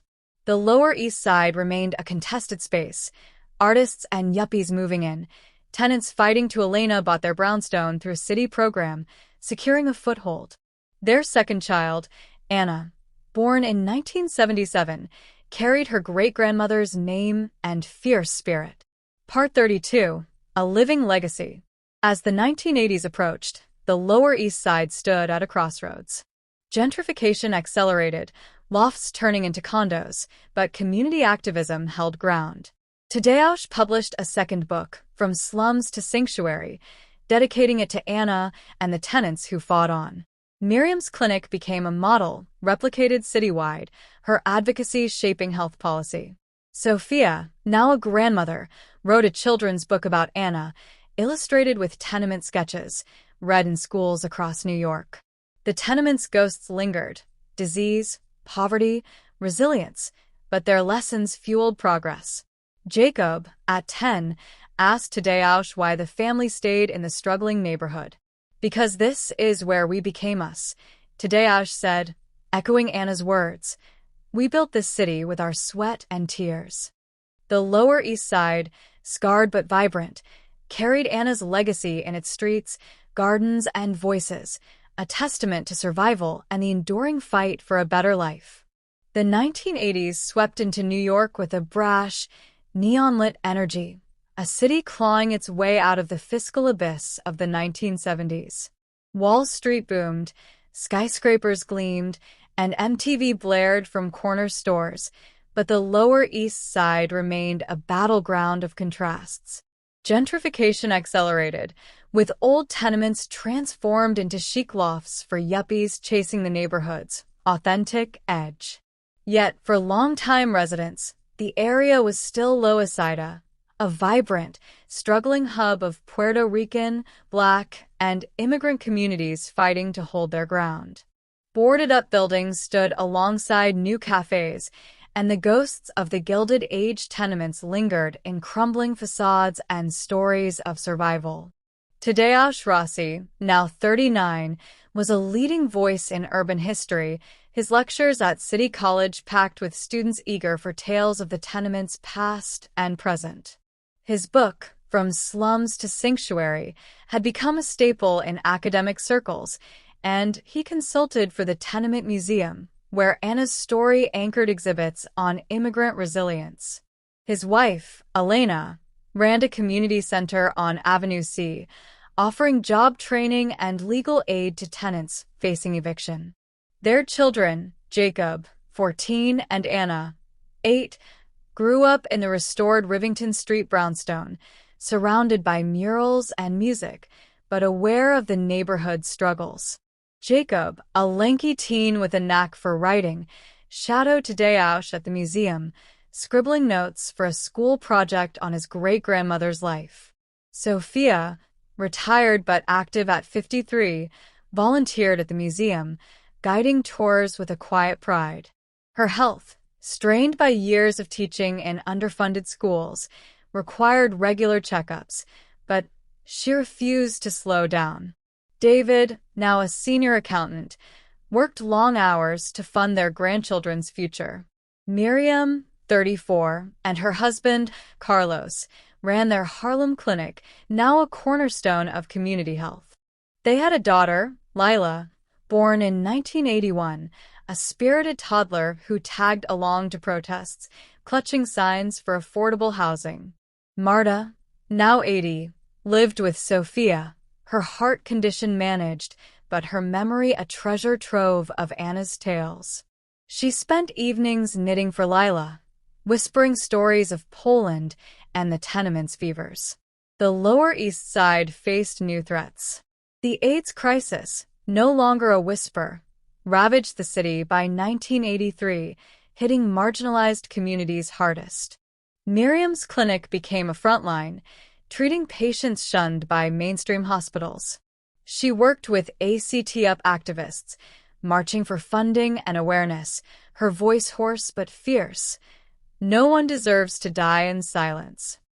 The disease echoed the tenement's old plagues, stigma and neglect compounding suffering. Tadeusz wrote op-eds linking AIDS to the Gilded Age's tuberculosis, urging compassion and resources. The family mourned neighbors lost, their apartments emptied, a grim parallel to the fever nests Anna had described. Gentrification squeezed tighter. Landlords eyeing profits, raised rents or sold to developers, displacing families to the Bronx or beyond. Elena's center fought evictions, securing rent control for some, but the tide was relentless. A 1984 fire in a nearby tenement, sparked by faulty wiring, killed 3, a reminder of the past's dangers. Tadeusz's article in the New York Times called for stricter codes, quoting Anna, "We live like animals when the city forgets us." The tragedies spurred minor reforms, but enforcement lagged, and arson persisted as a tool for clearing undesirable tenants. Part 34. The Pulse of Resistance. By 1985, the Lower East Side was a crucible of resistance. Community groups like the Loisaida Cultural Center, where Elena volunteered, hosted festivals to celebrate Puerto Rican heritage, with salsa bands and poetry slams reclaiming the streets. Tadeusz and Jacob joined cleanups, turning vacant lots into playgrounds, while Anna, the youngest, painted murals with schoolmates, her namesake's spirit shining through. The Tenement Museum expanded, acquiring another building to showcase the 20th century's struggles, with Anna's memoirs a centerpiece. Sophia led tours for immigrant families, her stories bridging their experiences to the past. Miriam's clinic faced budget cuts as federal priorities shifted under Reagan's administration. She and Carlos organized fundraisers, leaning on community donations to keep doors open. They treated rising cases of asthma, linked to pollution from nearby factories and lead poisoning, still rampant in old buildings. Miriam testified at city hearings, her data echoing Anna's pleas for clean air. Our children choke on the city's neglect. Her advocacy helped pass stricter environmental laws, though compliance was spotty. The drug crisis worsened, with crack cocaine flooding the streets.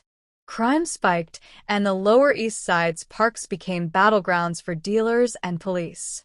Jacob, now a high school freshman, navigated the tension, his essays reflecting on the neighborhood's dual identity, vibrant yet volatile. Tadeusz and Elena kept him close, enrolling him in after-school programs at the community center. Miriam treated overdose victims, her clinic a sanctuary for those society discarded, but the losses weighed heavily. It's like the Tenements diseases, but faster, she told Sophia, her face lined with exhaustion. Family milestones offered solace. In 1986, Tadeusz received a grant to study urban renewal's impact, traveling to other cities but always returning to Loisade's gritty heart. Elena opened a youth mentorship program, guiding teens like Jacob toward college.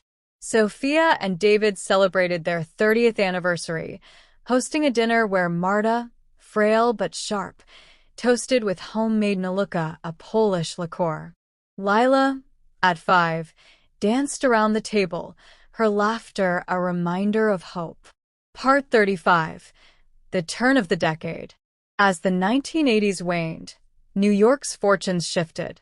The stock market crash of 1987 rattled Wall Street, but recovery was swift for the wealthy. The Lower East Side, however, remained a contested space. Gentrification pushed deeper, with luxury condos rising where tenements once stood. The Tompkins Square Park riots of 1988 erupted when police clashed with activists and squatters protesting evictions, a raw echo of Anna's era of tenant uprisings. Tadeusz and Elena joined the protests, Jacob filming with a borrowed camcorder, his footage later used in a documentary on the neighborhood's fight. Miriam's clinic expanded, securing a grant for an AIDS ward, named for Anna to honor her legacy of care. She and Carlos adopted a second child, a boy named Miguel, rescued from foster care after his mother's death from AIDS. Sophia, now a grandmother of 2, wrote a sequel to her children's book, Anna's Light, focusing on the tenements' health battles, read in schools citywide. Marta passed in 1989, her heart finally giving out. Her fun era, reflecting the family's roots. Tadeusz spoke, quoting Anna, "We built this city with our sweat and tears." The Tenement Museum became a national landmark, drawing thousands to learn of Anna's world. Jacob, now 18, interned there, guiding tours with a passion that moved visitors. Anna, 12, started a school club to preserve local history, interviewing elders about Loisade's past. The family's brownstone, a hub of activism, hosted community meetings, its walls lined with photos of Anna, Marta, and the tenement survivors. Part 36, A Legacy Reborn. As the 1990s beckoned, New York stood at a crossroads. The Lower East Side, though gentrifying, retained its soul through community efforts. Tadeusz published a third book, Echoes of the Tenements, linking Anna's fight to modern housing battles, with proceeds funding scholarships for Lower Side youth. Elena's center secured city funding, expanding to offer art classes and job fairs. Miriam's clinic pioneered HIV treatment, her advocacy shaping national policy. Jacob entered NYU, studying journalism to amplify marginalized voices, while Anna, a budding artist, painted murals of the tenement's history. The family gathered in 1990 for Lila's 9th birthday, held in a community garden where Anna's story felt alive in the soil. Sophia read from her mother's memoirs, her voice steady. From fever nests to freedom, we fought for every breath. The Lower East Side, scarred by disease and struggle, bloomed with resilience, gardens, murals, voices refusing to be silenced. Anna's legacy, carried by her descendants, was a beacon, a reminder that from the Gilded Age's darkest corners, a better city could rise. The 1990s ushered New York into a new era of ambition and unease, a city riding the wave of economic recovery while grappling with its fractured identity. The Lower East Side, once defined by the Tenements' gritty struggle, was now a kaleidoscope of old and new, luxury condos rising beside crumbling walk-ups, hipster bars sharing blocks with bodegas.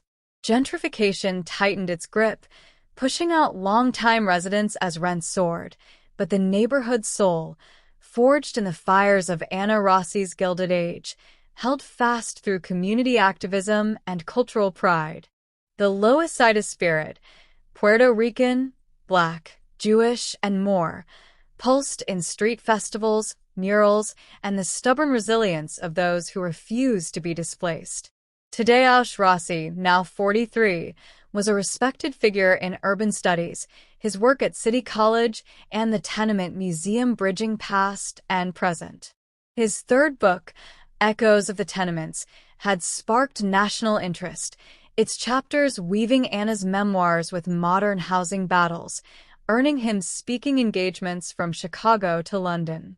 His wife, Elena, 41, expanded her community center on Avenue C, now a beacon for Loisade's youth, offering computer classes, a nod to the tech boom reshaping the world.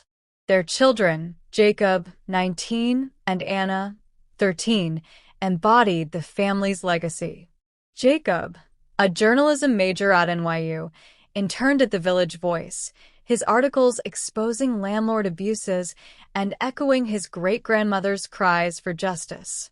Anna, a precocious artist, painted murals of tenement life, her work displayed in local galleries, her namesake's spirit shining through her bold colors. Sophia, 58, had settled into retirement, her days split between volunteering at the Tenement Museum and doting on her grandchildren, Lila and Miguel. Her health, weakened by years of stress, required careful management, diabetes, and high blood pressure, but her spirit remained vibrant. She led museum tours with a teacher's poise, sharing Anna's story with immigrants who saw their own struggles reflected in the past. David, 60, still worked as an accountant, his steady income supporting Sophia's activism and their family's dreams. Miriam, 39, and her husband, Carlos, ran their Harlem clinic, now a regional model for community health. Their children, Lila, 9, and Miguel, 7, grew up in a Harlem brownstone, their lives a blend of Puerto Rican, Polish, and African-American traditions. Miriam's work focused on the AIDS crisis, now a recognized epidemic, with her clinic offering cutting-edge treatments and counseling, fighting stigma as fiercely as Anna had battled tuberculosis. The Lower East Side faced new challenges. The crack epidemic lingered, though declining, leaving scars in the form of broken families and boarded-up buildings. Crime, while lower than the 1980s peak, still haunted the streets. Muggings and gang turf wars kept residents wary. In 1993, the World Trade Center bombing shook the city, a stark reminder of new threats. Tadeusz, covering the event for a local paper, interviewed first responders, his words linking the city's resilience to Anna's era.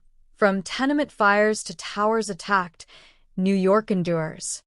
The bombing spurred heightened security, but also fear, with immigrant communities facing scrutiny. Health disparities persisted. HIV/AIDS deaths peaked, and Miriam's clinic was overwhelmed, despite new drugs like AZT offering hope. Asthma rates soared in poor neighborhoods, tied to aging housing and pollution. Jacobs' investigative reporting exposed lead paint violations in public housing, winning a student journalism award and prompting city inspections. Elena's center launched environmental workshops, teaching kids like Anna to test soil for toxins, a modern echo of Anna Rossi's fight for clean air. Part 38. The Tech Tide.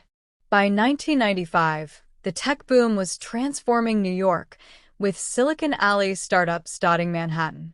The Lower East Side, with its cheap rents, attracted young entrepreneurs, their lofts humming with modems and dreams of dot-com wealth. Gentrification accelerated, pushing out families like those Elena served. Her center fought evictions, securing rent stabilization for some, but the tide was relentless. A 1996 fire in an old tenement on East 4th Street, caused by an overloaded electrical system, killed 2, a grim reminder of the past. Jacobs' article in The Voice linked it to lax oversight, quoting Anna. The city forgets too quickly. The tragedy led to stricter codes, but enforcement remained spotty. Sophia's health took a turn. A mild stroke in 1995 slowed her, but she recovered with physical therapy, her grit mirroring her mother's. She began compiling Anna's unpublished writings, letters, essays, into a new book, Voices from the Shadows, with Tadeusz's help. The project, funded by a museum grant, aimed to preserve the tenement stories for a new generation. Miriam, meanwhile, expanded her clinic's reach, partnering with universities to train nurses in HIV care. She spoke at national conferences, her presentations citing Anna's advocacy as inspiration. My grandmother fought for light and air. We fight for life and dignity. Family life anchored them. Tadeusz and Elena celebrated their 20th anniversary in 1997, hosting a block party with salsa bands and Polish desserts, Jacob emceeing with teenage charm. Anna, now 16, won an art scholarship, her murals of Loiseda's history gracing community centers. Lila and Miguel thrived, Lila excelling in science, Miguel a budding musician playing congas at festivals. Sophia and David moved to a smaller Queens apartment, closer to Miriam's family, their home a hub for Sunday dinners blending pierogi, Eros congandles, and knishes. The tenement museum flourished, its exhibits now covering the 20th century, with Anna's story a centerpiece. Jacob, graduating NYU in 1998, took a job at a new online news outlet, his investigative work exposing housing scams. Anna, a high school senior, curated a museum youth program, interviewing elders about the 1970s arson waves. Their efforts kept the tenement's legacy alive, a bridge between past and present. Part 39. The Millennium's Edge. As the 1990s closed, New York buzzed with Y2K fears and millennial optimism. The Lower East Side was unrecognizable yet familiar, Delis and synagogues stood beside trendy bars, and community gardens held firm against developers. Tadeusz, now 48, published a fourth book, City of Survivors, linking Anna's era to the digital age's inequities. Elena's center embraced technology, offering coding classes to keep Loisade's youth competitive. Jacob, 24, moved to Brooklyn, his journalism career soaring with exposés on gentrification's toll. Anna, 20, studied art history at Columbia, her thesis on tenement murals earning praise. Miriam's clinic navigated the AIDS crisis's shift.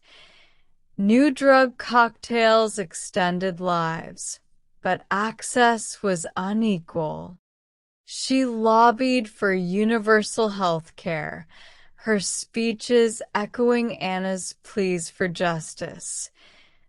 No one should die for lack of care. Lila, 14, volunteered at the clinic, inspired by her mother, while Miguel, 12, performed at Loisaide festivals, his music a nod to the neighborhood's pulse. Sophia, 63, saw her book published in 1999, a labor of love dedicated to Marta and Anna. Its launch at the Tenement Museum drew crowds, with Tadeusz and Jacob reading passages to applause. The city faced new trials. Rising inequality mirrored the Gilded Age, with tech wealth clashing against persistent poverty. Homelessness surged, and Miriam treated families living in shelters, their stories echoing Anna's arrival in 1887. A 1999 heat wave strained the city, with blackouts exposing aging infrastructure. Jacob's reporting linked it to underfunded public housing, sparking protests. Part 40. A Legacy Unbroken. As 2000 dawned, the Lower East Side stood as a testament to endurance. The Tenement Museum, now a global draw, opened a new wing on Anna's life, with Sophia cutting the ribbon, her voice trembling. My mother showed us that every fight matters. Tadeusz, Elena, Jacob, and Anna led workshops, training activists to preserve affordable housing. Miriam's clinic became a national model, her advocacy shaping Medicaid expansions. Lila entered high school, dreaming of medical school, while Miguel's music gained local fame. The family gathered for New Year's 2000 in Sophia's Queen's apartment, toasting with Naluka and salsa music. Sophia read from Anna's memoirs. From fever nests to freedom, we built this city. The Tenements' legacy, disease, struggle, triumph, lived in their work, their voices, their refusal to let history fade. New York, ever-changing, carried Anna's spirit in its streets, a beacon of resilience for a new century. The new millennium dawned with a deceptive glow, New York pulsing with .com optimism and the frenetic energy of a global city. The Lower East Side, a patchwork of reinvention, balanced precariously between its gritty roots and the relentless march of gentrification. Boutique shops and artisanal cafes sprouted alongside bodegas and community gardens, while the last of the old tenements, some preserved as historic sites, others crumbling under neglect, stood as relics of Anna Rossi's Gilded Age struggles. But on September 11th, 2001, the city's heart was pierced, and the echoes of that day reverberated through every neighborhood, including Lower Ida. Tadeusz Rossi, now 50, was at City College when the plane struck the World Trade Center, the news spreading like wildfire through stunned classrooms. He rushed downtown, joining volunteers near Ground Zero, where the air was thick with ash and grief.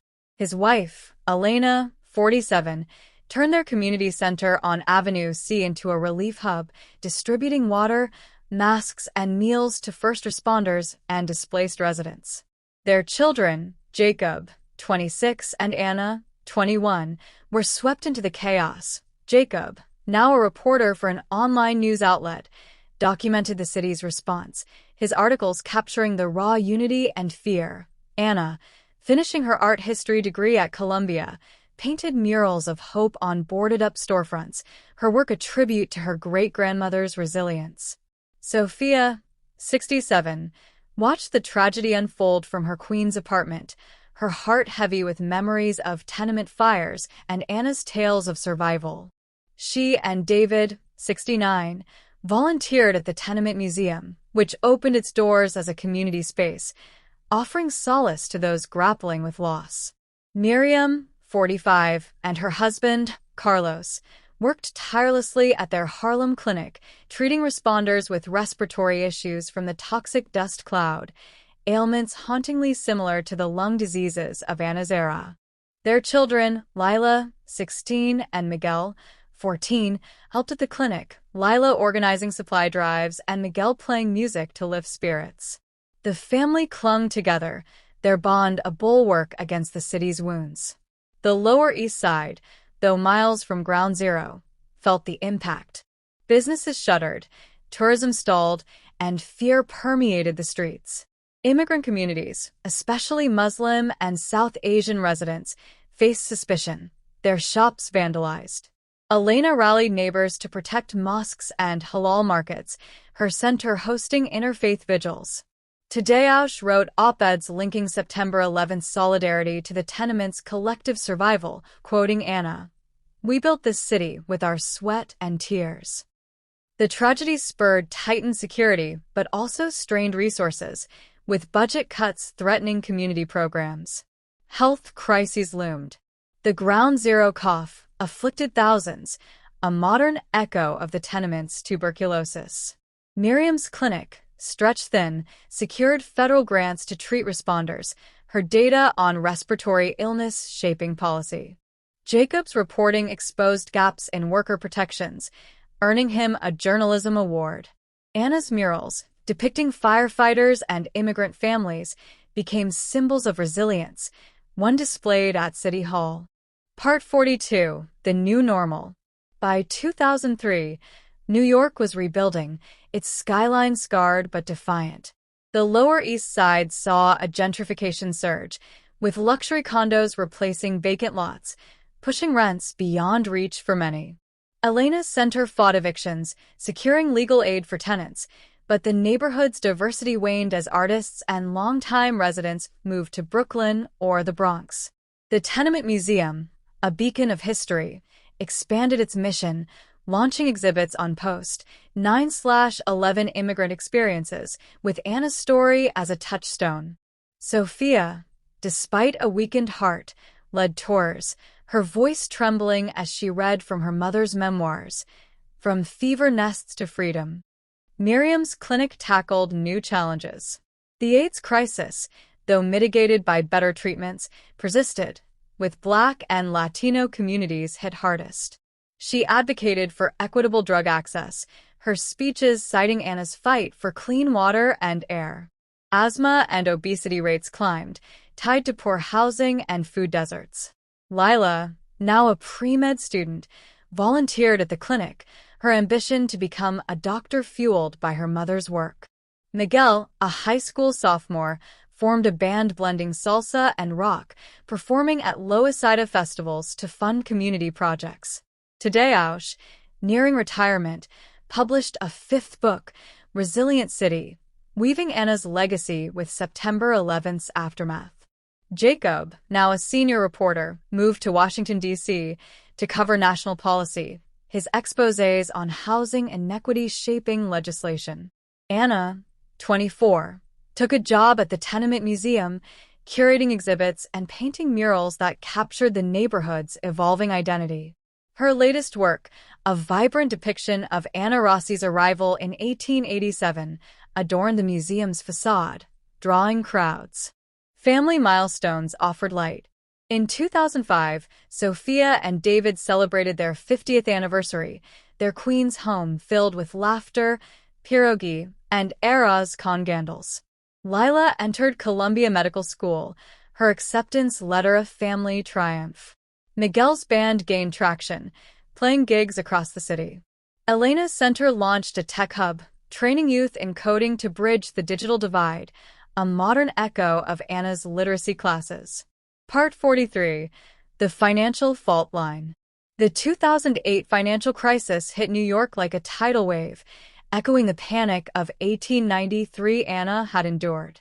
Banks collapsed, jobs vanished, and the Lower East Side's fragile recovery faltered. Foreclosures and evictions spiked, with families doubling up in apartments reminiscent of tenement overcrowding. Elena's center became a lifeline, offering job fairs and foreclosure counseling. Tadeusz, now 57, advised city planners on housing policy, his research citing Anna's era. Poverty repeats when we ignore history. Miriam's clinic faced budget cuts, but she secured grants to keep it running, treating unemployed families with chronic illnesses worsened by stress. Jacob's reporting from D.C. exposed predatory lending, his articles sparking protests. Anna, 28, organized art auctions to fund tenant advocacy, her murals now in galleries citywide. Sophia, 74, slowed by heart issues, published a third book, Tenement Tales, a collection of oral histories from Loisaida elders, dedicated to her mother. The crisis hit the family personally. David lost his pension to a bank failure, forcing him and Sophia to rely on savings and Miriam's help. Lila, now in residency, worked grueling hours in a Bronx hospital, while Miguel, 21, toured with his band, sending money home. The family rallied, their queen's gatherings a blend of resilience and nostalgia, with Sophia reading Anna's words, "We fought for every breath." Part 44. A Legacy Enduring. As the 2010s approached, New York rebounded, but the Lower East Side's soul was tested. Gentrification transformed Loisaida into a playground for the wealthy, yet community gardens and co-ops held firm. The Tenement Museum thrived, its exhibits now digital, with Anna's story accessible online.